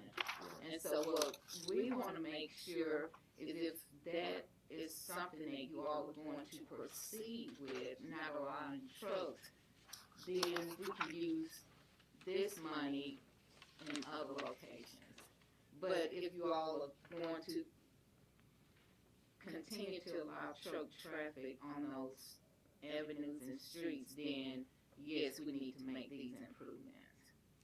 Because we need to make it so that the trucks can, the roads can withstand the weight of the trucks. So, okay, my first question is, are we talking about both amounts in the Yes, first two both calls? So amounts. that's the majority of the money. That's a section of 20,000. So this is a big conversation. Okay, and then my second question is, if we don't allow the trucks on that location, how would that impact that area and the traffic in other places? Because they have to avoid that road and go somewhere else. They have to come off of 8th Avenue to Speedway. But I know we're looking at in the future commercial development, hopefully down Greer Street. So if that's the case, then we need to move forward with the improvements. I just wanna, again, after hearing that conversation, I just wanna make sure what is the intent of the commission, regarding trucks on Griff Street. So we're anticipating commercial development at what level? Well, I don't know what level yet, because I don't know what all will be on Griff Street. I just know that with that truck stop opening, and you have the industrial part, there's a tendency for trucks to use both 13th Avenue and Griff Street. And if we're going to allow trucks to use those streets, then we need to make sure that the roads are built to sustain the weight of those. And it's not a residential area out there. It's not residential, but again, I just remember conversation during that process of saying, well, maybe we don't allow trucks on Griff Street, on the top end. So that's why I just want to make sure before we. If we don't use as many for Griff, where could this money best next be used? It can, we can use it towards other streets in the community. And I go out and I look at all these locations, and so on 12th Street, on here we have, pavement 12th Street from 14th Avenue to 15th Avenue. Well, I went out there and looked at that area, and really, to make a difference and to improve that road, you really need to pave from the dead end, which is the railroad track, past, is at Mount Zion First African Baptist Church, up to where the Vicino group paid for Gillespie. Then you have one complete paved street instead of that area being paved from 15th to 16th, and then 15th to, 14th to 15th, and then you're leaving another area, unpaved. And so there are other streets that are in worse condition than these two streets, but again, these two streets were placed on here based on the development, the Speedway development at the time, and maybe more trucks being on these two roads. And with Speedway being there in that corner, you're gonna need big trucks to bring the gas in and out, am I right? Well, they can come off 8th Avenue, because they're right across from Love. Right. But again, you have 13th Avenue and Griff Street, where, if trucks know the Speedway is there, they can come off of 280, down to mine. We just want to be clear before, you all approve it as to the intent for trucks on those two roads. My concern is this, keep spending money in places where we're not sure that development is going to come. And I know that's part of it. You have to at some point. But there's some immediate need, as you clearly pointed out, right there where we know traffic. And we are get funding down the line for this again at some point, infrastructure funding, or we can be creative in where we pulling infrastructure funding.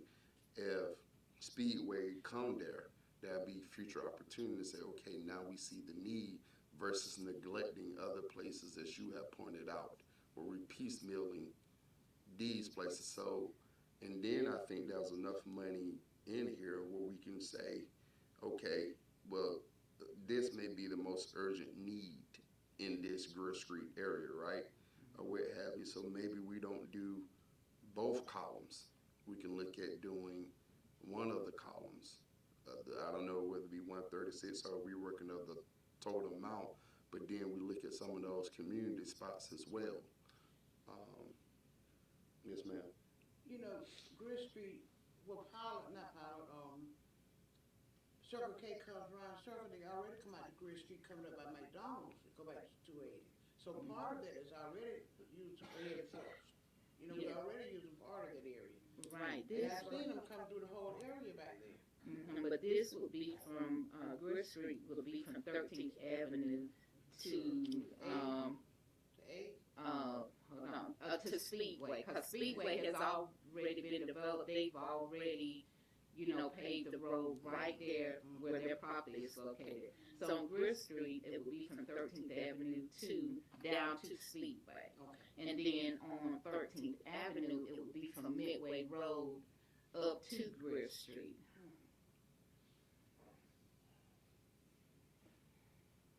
Well, I don't see how to close that for trucks because, I mean, you got the inland port out there and it's mainly trucking and they're gonna cut that way to come to Speedway or to Love's. You're all, with the potential commercial development, you're gonna have deliveries and everything, so I do not see how to close that to trucks. Now, whether we kick it down the road to next year, that's another story, but you're gonna have delivery. I mean, you already got the hospital putting an investment there, you got the Speedway, and you got that land across that people are looking at, the county's on that commercial. I mean, I didn't bring it up about closing the street. No, close to trucks. Yeah, close to trucks, I didn't bring that up either. I just remember it being said by the governing body, so we're just trying to make sure before we proceed with that. And yes, we get this funding, every year, LMIG funding. We receive it every year. But I think, And go ahead. you can go ahead. But I think the consideration of an area that is already something being done in it, and to make that a better area based on the other streets here, looking at 12, that would be a way to go ahead and completely make that better now, and then we can look at futuristically, because we know we're gonna get this, we'll have this again, and we can always come back to that, to do that side of it, because, that area with Gillespie Gardens and all that stuff is going to take place, that will enhance that area. And I think that would be a good way of looking at that, especially when we're trying to let that be an area that we want people to come. We're trying to attract people to that. And at this point, the commercial side of that, it's gonna get who it's gonna get. We know that down the road anyway. So I think that would be another way of looking at that. We can still satisfy a need and take the money we have and use it more proactive way, I think. And another option too is T-SLOS. I would have to look at T-SLOS funds that we have, but we can use T-SLOS funds. Again, if we know we're not closing those two roads to truck traffic, and we know that those roads need to be repaved to sustain the weight of those trucks, we can get an estimate for the entire area of 12th Street that I just mentioned and utilize T-SLOS funds as well. I do think that some of that we're paving based upon speculation that's going to grow. And if you look at what's happened over on Ogburn with the development that the school did right there, it's all tore up. So I would prefer to fix a road after something's already been constructed. And because I think if we resurface that and based upon what goes there, they could tear it up in the development or new paved roads up in the development of whatever goes there. We do have some developments in the town, in Cordele, Gillespie, and over there by the new soccer fields and all that, Ogburn, that's all tore up that need to be fixed now. So I think it's my opinion that we look at some other options for the LMIG funds and remove the top two for this second. Because we're not saying completely do away with it, we're just saying give it consideration for later on, because there's some more immediate needs. And when you look at it from that viewpoint, it would be, I still think it'd be more proactive to do that now, and then we can plan for that other side later. And we do have a list of streets that about a year or so ago was requested, some of the streets that are top priority in terms of paving. And so that's, the consensus of, the commission. I can get together with Stephen, we can revise this list and bring it back for the December 17th meeting, because we do have time to get it submitted to GDOT.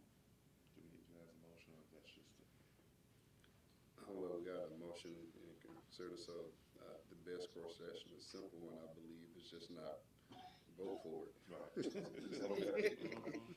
All right, got a discussion. We'll proceed to voting. Commissioner Shepherd. I'm sorry. Basically, I think the procedure, the best way to do it, the simple way, is just not vote for this current plan right here. So, Commissioner Shepherd, how do you vote? We don't want this. After discussion, we don't want this. So the best vote probably be, I don't know. Nay. So okay. Commissioner Owens. Nay. Commissioner Rainey. Nay. All right, Phil. Thank you. Thank you. It happens. All right. All right, agenda item number 5, consider and approve the franchise agreement between the City of Cordele and the County Power Commission.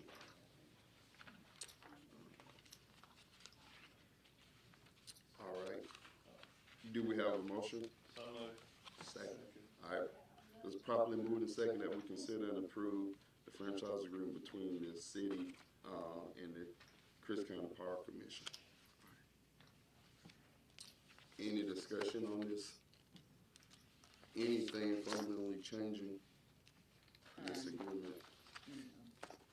No, nothing. It's been reviewed by the city attorney, as well as basically the same agreement that we've been in with the Power Commission, and it expires at the end of this year. And so it's the same.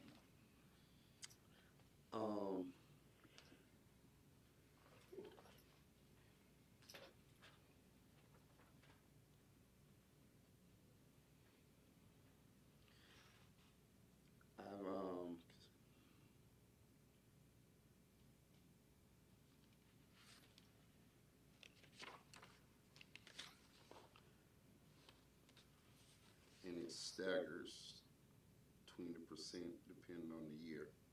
Yes. Right, and it's a 5-year. Yes.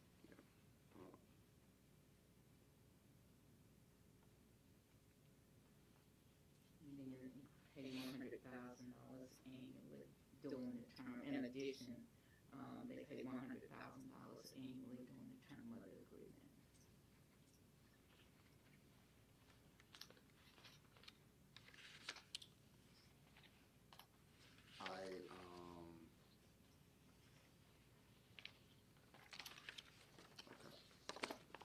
Any questions?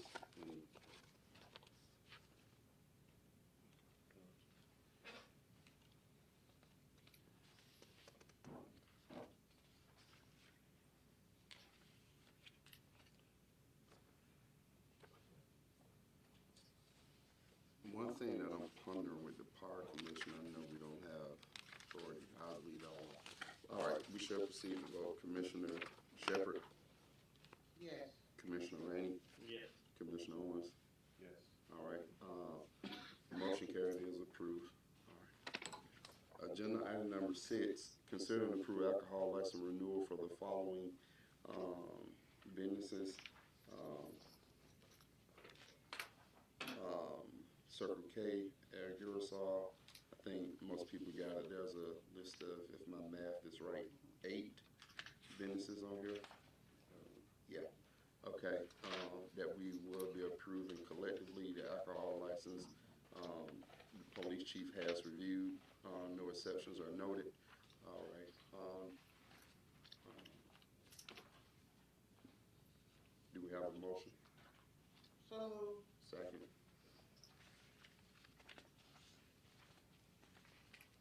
Okay. Properly moved and seconded, we consider and approve the alcohol license for these 8 businesses. All right, any discussion? Seeing none, all in favor, let it be known. I'm sorry. Commissioner Shepherd? Yes. Commissioner Rainey? Yes. Commissioner Owens? Yes. All right. Alcohol licenses are approved. All right, consider and approve, the, on-call policy, proposed on-call policy. All right, this is agenda item number 7. So moved. It's been properly moved and second that we consider and approve the on-call policy, for the, for us, in discussion. Mr. Chair, go ahead. You might answer my question, go ahead. Okay. So the background information is, to establish a policy regarding, on-call for after-hours services or emergency services. The current policy, in the Public Works Department is that on-call personnel receives 18 hours on-call pay at time and a half. They are, when they're on call, they are not actually working, they're on call, so, the time should be paid at straight time, not time and a half. But then also, I asked David to reach out to some of, the other cities regarding, their on-call policy. We did receive feedback from a few communities. And so this, the policy that is being proposed is that the employees will receive pay for 1 hour being on call between the days of Monday through Friday, and 2 hours for being on call on Saturday and Sunday. And because they are on that on-call status and not are actually working, the employees will be paid straight time for that work. But then if they're called in to an emergency, they have to come in, then they will be paid at time and a half. And then, of course, in the policy, they must respond within 15 minutes and report within 30 minutes unless otherwise approved by their supervisor. And just, yeah, but it will be paid at straight time and not time and a half. Right now, again, 18 hours at time and a half. And then, in addition to that, I know we discussed take-home vehicles currently in Public Works. There are a total of 18 take-home vehicles. Other than the department head and 6 superintendents, there's 11 other vehicles that will be assessed in terms of being take-home vehicles. Because right now you have superintendents, assistant superintendents, foremen, the maintenance personnel, and others who are taking vehicles home. And so the recommendation would be that for those employees who are on call, they only take a vehicle home when they're on call. Or since they have 15 minutes to respond via phone and to report in 30 minutes, either they don't take a vehicle home and come to Public Works to retrieve a vehicle. But if they're on call, then, kind of makes sense, they take it home when they're on call. But those are just, again, things that we need to look at, because right now there are 18 take-home vehicles in Public Works. But if they're on call, they're gonna already have the key, so they might as well take the vehicle with them. Yeah, if they're on call, but right now the vehicles are going home every day, whether or not they're on call. That is correct, Steve, right? That sounds correct, I'm not sure. Looking at it, I don't know.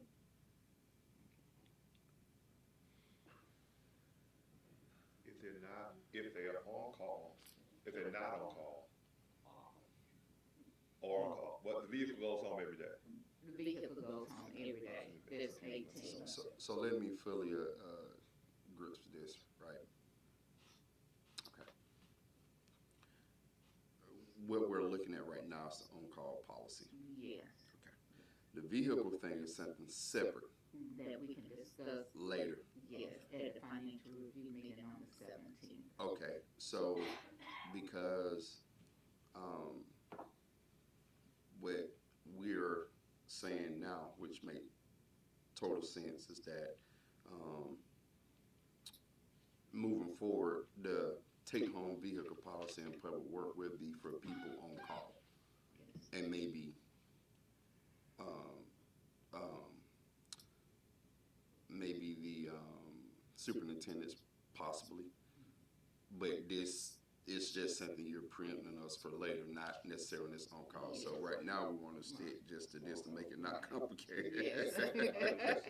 Thank you for forward thinking, but I think that's what it got people, which is it is fine, yeah, and so yeah, okay, yeah. Yes, and thank you. Yeah. I'm just trying to. Yeah. But this proposed policy will reduce the number of hours that we're paying employees. They will still get paid, but it will be at straight time because, when they're on call status, generally they can, still conduct personal affairs, but they still have to follow the same policy in terms of, our drug policies and all of that because they never know when they're going to be called in.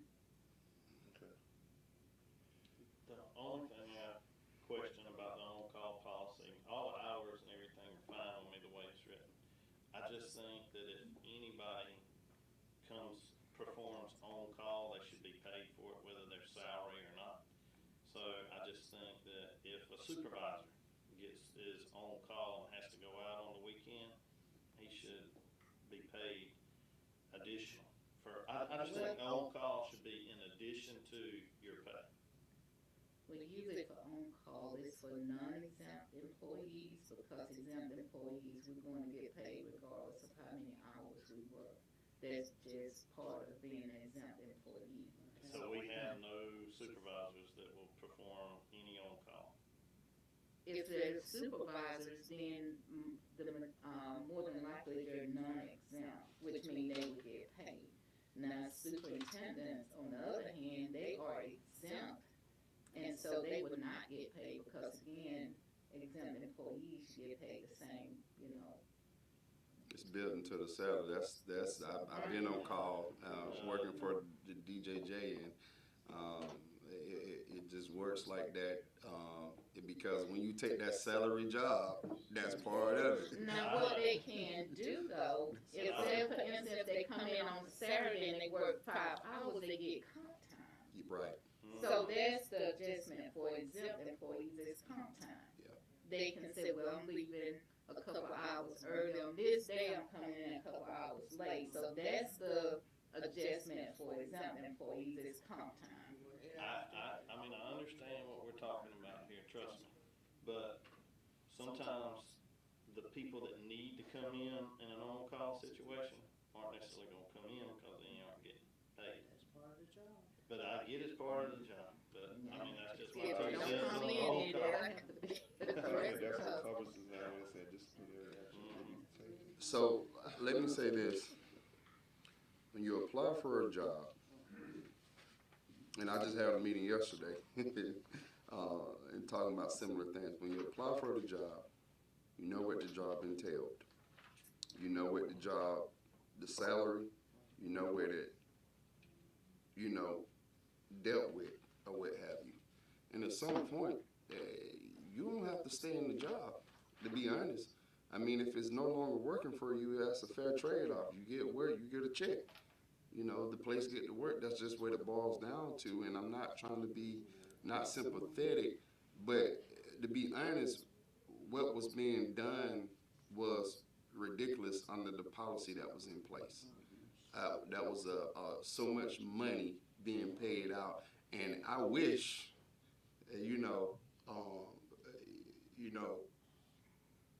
where you made that type of money and didn't even have to work.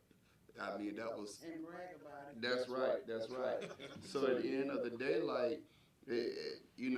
I think most of us will sign up for that if we can just be somewhere and getting paid time and a half and not even working. That's ridiculous. But it's about being fair because you also have other people, other employees, but at the same time, the thing about it is you got to protect every dollar. We just talked about where it's all needed. And a dollar being spent where it don't supposed to be spent, that means a dollar we can't get that fire equipment or what have you. And that's where it really boils down to for me or what have you.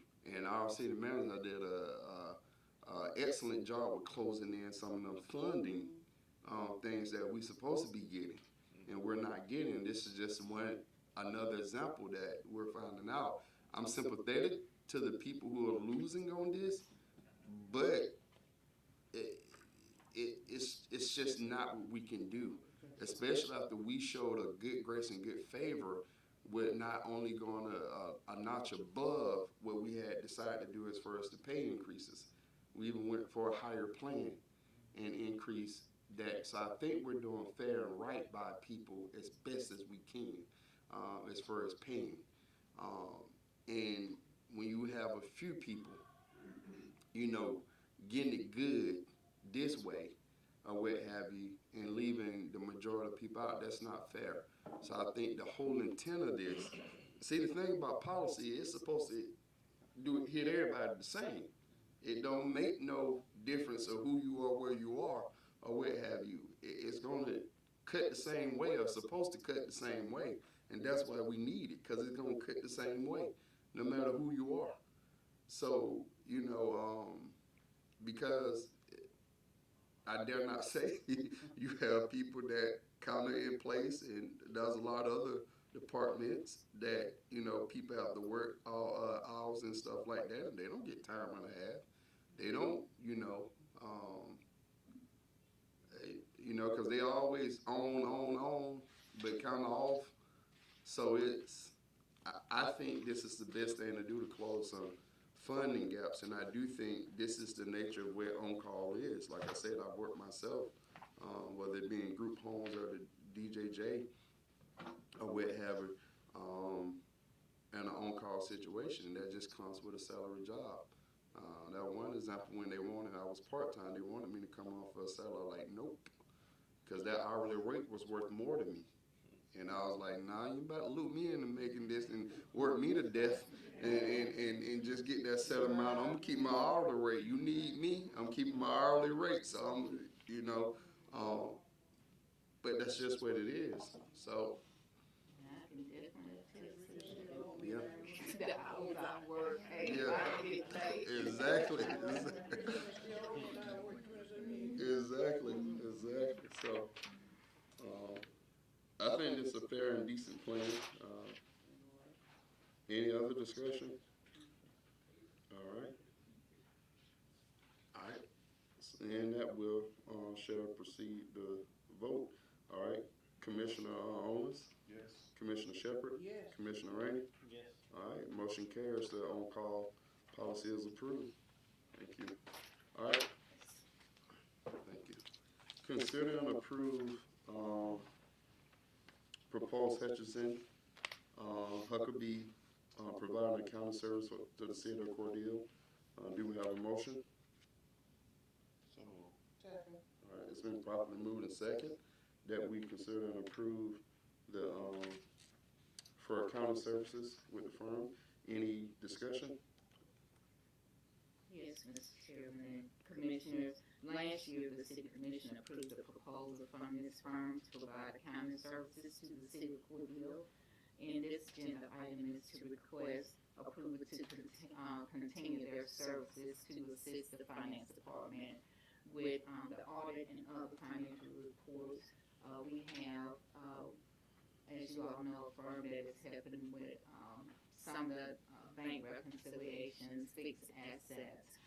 But we've received a schedule from the auditor, and this firm is, again, they assisted us last year, so they can help us with the financial reports that we're now being asked to provide for the audit. Are these rates about the same as they? They're a little higher than last year because they will be doing more in-depth work in terms of the audit reports. But again, we have staff who is able to, retrieve some information. So so we should not have to utilize their services a lot, but there are some things that we need assistance with. All right, any other questions, concerns? All right. Seeing none, we shall proceed to vote. Commissioner Rainey, Yes. Commissioner Shepherd, Yes. Commissioner Owens. Yes. All right, motion carried is approved. All right. All right, agenda number 9, ratifying the first responder PTSD proposal. All right, do we have a motion for agenda item number 9? So moved. Second. It's been properly moved and seconded that we ratify this agenda item. All right, in discussion.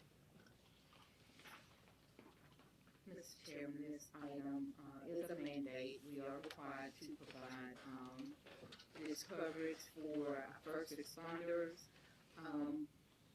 And I have ratified because one of the documents was signed, but the document that you have in your folder is the document that we need to submit. And so that's what we were requesting approval and ratification for you to sign the document for the PTSD insurance. Thank you.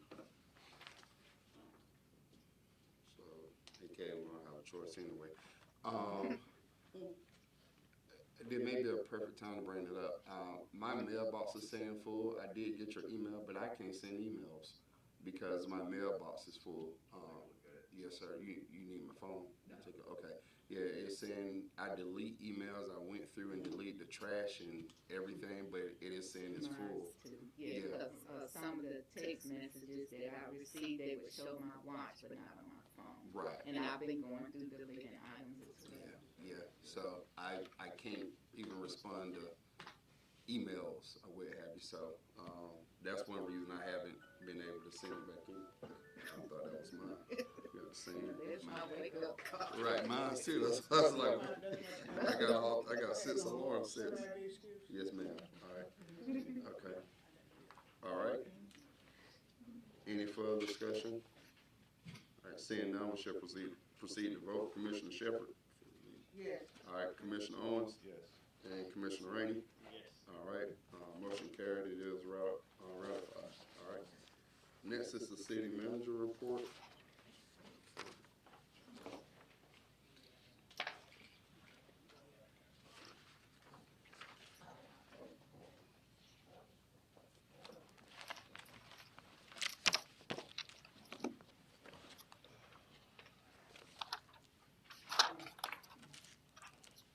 Okay. And good morning again. City manager's report for December 3rd, 2024. I first start off just to highlight some of the activities that we've had in the, some of the activities that has been held in the community. We have a ribbon cutting, Southern Cleaning Solutions, Toys for Tots.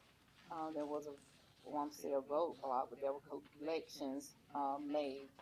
And then, of course, we had the ministers meeting. And then the Chris family group, they had a Falling for Cordele event at the community clubhouse, and they always have good participation when they bring out the ice skating rink. I think there's something different for the community to experience, especially the kids, and they seem to have a lot of fun. I know if I was going to get on, I would need that little thing that they're using, because there's no way I know how to ice skate, but I mean, they have fun, and I think it's a great opportunity to expose them to different things. And of course, Maurice mentioned in his report the community care awards, and so these are some of the recipients. That's always a great event and a good turnout as well. And then on November 4th, again, we had Community Cafe at Sunset Homes, and so the police department provided an overview of their services and how to interact when you stop by, police officer, and there were games and food, and they had a lot of fun. The next photo or collage of photos is from CTS ribbon cutting. CTS is the new cement facility in Pateville, on Pateville Road in the industrial park there. And so, again, great participation. I would like to thank our very own Ricky Smart for bringing comments from the city. There were some of us who were out of town attending conferences and others who were just unable to attend. And so thank you, Rick, for bringing comments from the city. You received rave reviews. Thank you. The next photo, I would like to just highlight the facade grant that is offered through Main Street. For those of you who are familiar with this building, initially it didn't even have signage on it. It's owned by one of our local business persons, and so you know, if you were having an event, because he owns at least two facilities downtown, you either say, well, it's on this street or it's on that street, but there was nothing there to identify the building. And so through the facade grant, he was able to purchase a sign for the building, and then the awning was installed, I think about a week or so ago, and so you can see the difference between the two buildings. Next up, we have the Ministers and Faith-Based Organization meetings that will be held on Thursday, December 12th, from 9:30 to 10:30 at the Community Clubhouse. All are welcome to attend. Updates and announcements. We have a Board of Zoning Appeals meeting on Thursday, December 5th, as Ms. Cantrell mentioned in her report, at 10 a.m. The annual Christmas parade is Thursday, December 5th. Lineup begins at 5 p.m. at City Hall, and the parade begins at 6 p.m. We are doing something different this year. The parade is put on by the Lions Club, but this year we added judging to the parade, and we have 5 categories where participants will be judged according to best theme, which this year's theme is Miracle on 7th Street. Walking group, I think best youth group, and a couple of others. But then also the Community Clubhouse parking lot will be closed off this year for a program after the parade where the winners will be announced. We will have food trucks and things for, you know, the kids to do, as well as lighting of the Christmas tree. So trying something a little different this year, and we hope to have great participation. The next Community Clubhouse meeting is Monday, December 9th, 10 o'clock here in the courtroom at City Hall. And then tonight, Chris Regional Hospital is having a Lights of Love tree lighting ceremony. This is something they brought back this year. It's tonight at 6 p.m. at the main entrance to the hospital. And this year's guest of honor is Kyle Bulletin, who will light the tree. He was diagnosed with B-cell ALL leukemia in September 2024. So he will light the Christmas tree tonight. And again, that's at 6 p.m. at Chris Regional Hospital. And the gift shop will be open, and light refreshments will be served after the ceremony.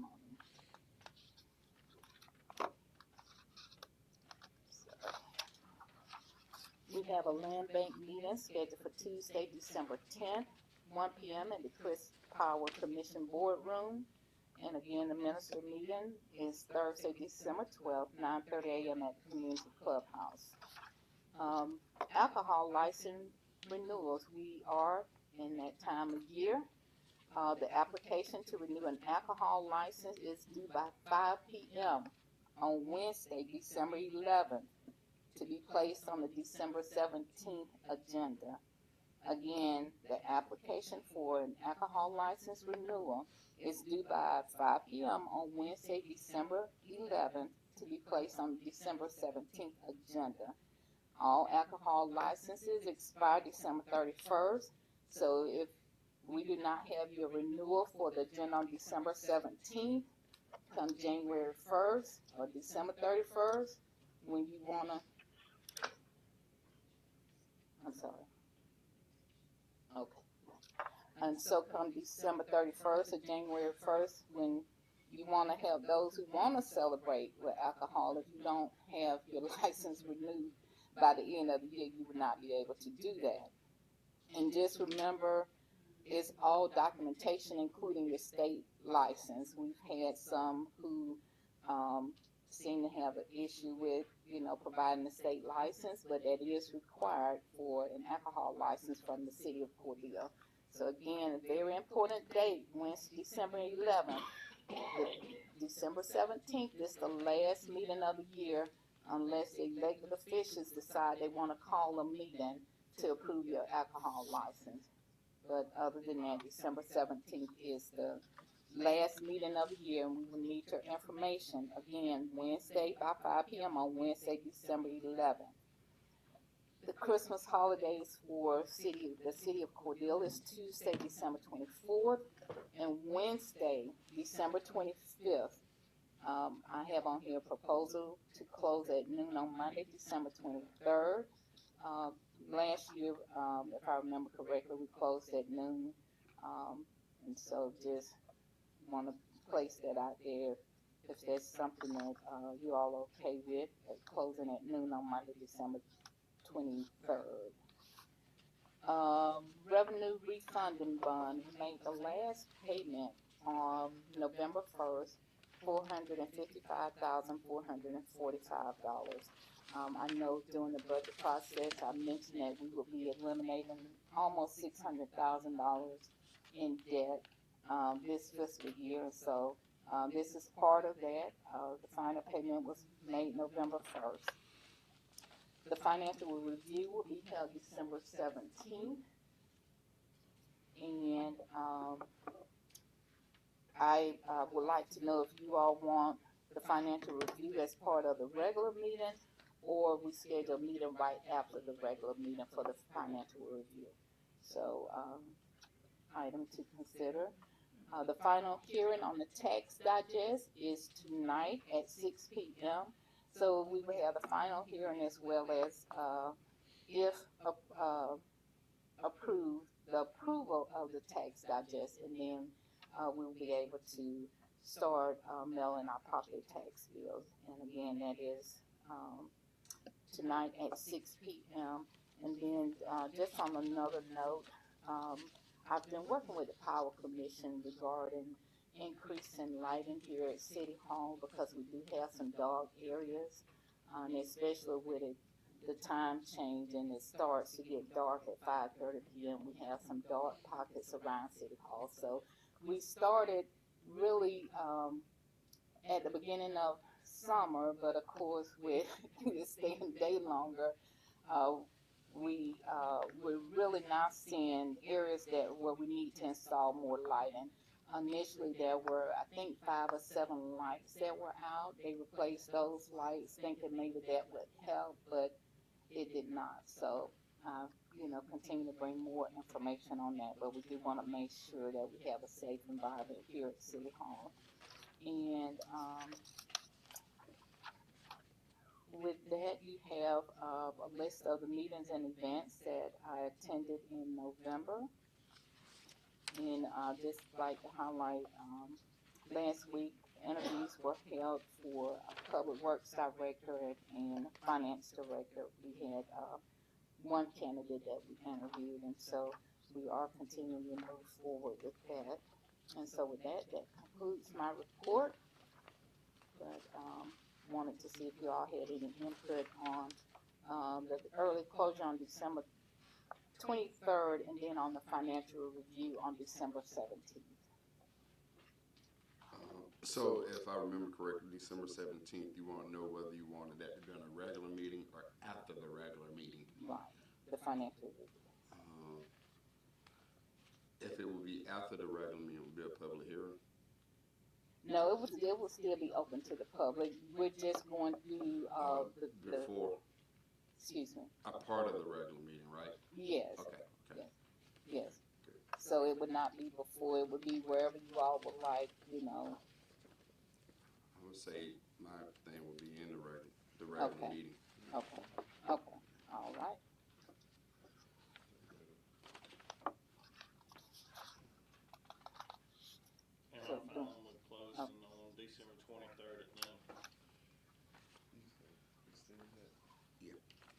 Yeah, I'm good with closing too. So I'm gonna ask this way, with Christmas being on that Wednesday, Mm-hmm. um, The normal holidays that would close is Christmas Eve and Christmas Day, so that would be Tuesday and Wednesday. Who wants to come back to work the day I after? was thinking, Hey. can we do that on 26th? Yeah, we can. Well, yeah, you can. I mean, hey, if you want to get a whole week. Well, the only reason I wouldn't say give No, the I'm whole just. week is because I know the end of the year. Right, The yeah, no, bad I'm part. just kidding But about if we that. did, but I think the day after Christmas would be liberal.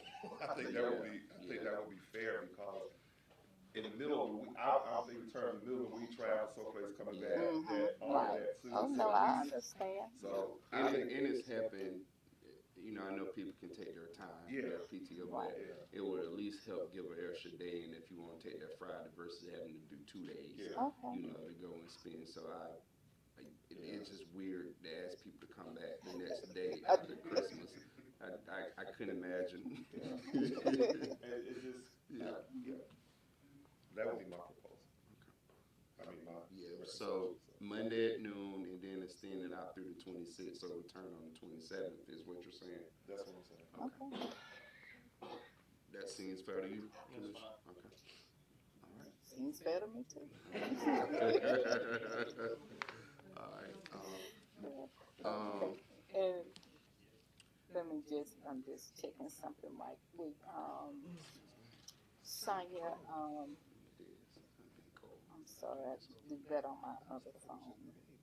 In terms of, cutoffs and all of that, we're good with that. Okay. Sounds good. 12 noon on the 23rd and then extend it through the 27th. Thank you all. Do we need to do that in the form of a motion because we approved the holiday calendar and that day wasn't including the holiday calendar, so I think we need to do that in the motion. Okay, I offer a motion that we close at 12 noon on Monday and then extend our holiday time to include the 26th and return to work on the 27th. Do we have a second? Second. It's been properly moved and second that we we start Monday on the 23rd, I believe, at noon with City Hall closing and also being closed on the 26th as well to return on the 27th. All right, we shall proceed to vote. Commissioner Rainey? Yes. Commissioner Owens? Yes. Yes, for me. Good. Thank you. You're welcome. That's all I have, unless you all have questions. No other questions? All right, thank you. You're welcome. All right, City Attorney? Okay, all right, thank you. So I said something at the last meeting that I want to correct. It is not that your office did not call me back. I want to clarify that with the call meeting thing. So you all did call me back. I was saying in reference to the call meeting, I received no call. So yes, tell Lisa, which I responded to her email, but yeah, you all called me back, but I was referring to the call meeting specifically where I didn't receive a call. So I want to correct the record on that, yes, sir. All right, do we have any need for executive session? No. All right, seeing none, we shall ask for a motion to adjourn. So, Second. It's been properly moved and seconded that we're adjourning this meeting at 11:32 a.m. All in favor, let it be known by voice vote aye. Aye. Meeting adjourned. Thank y'all.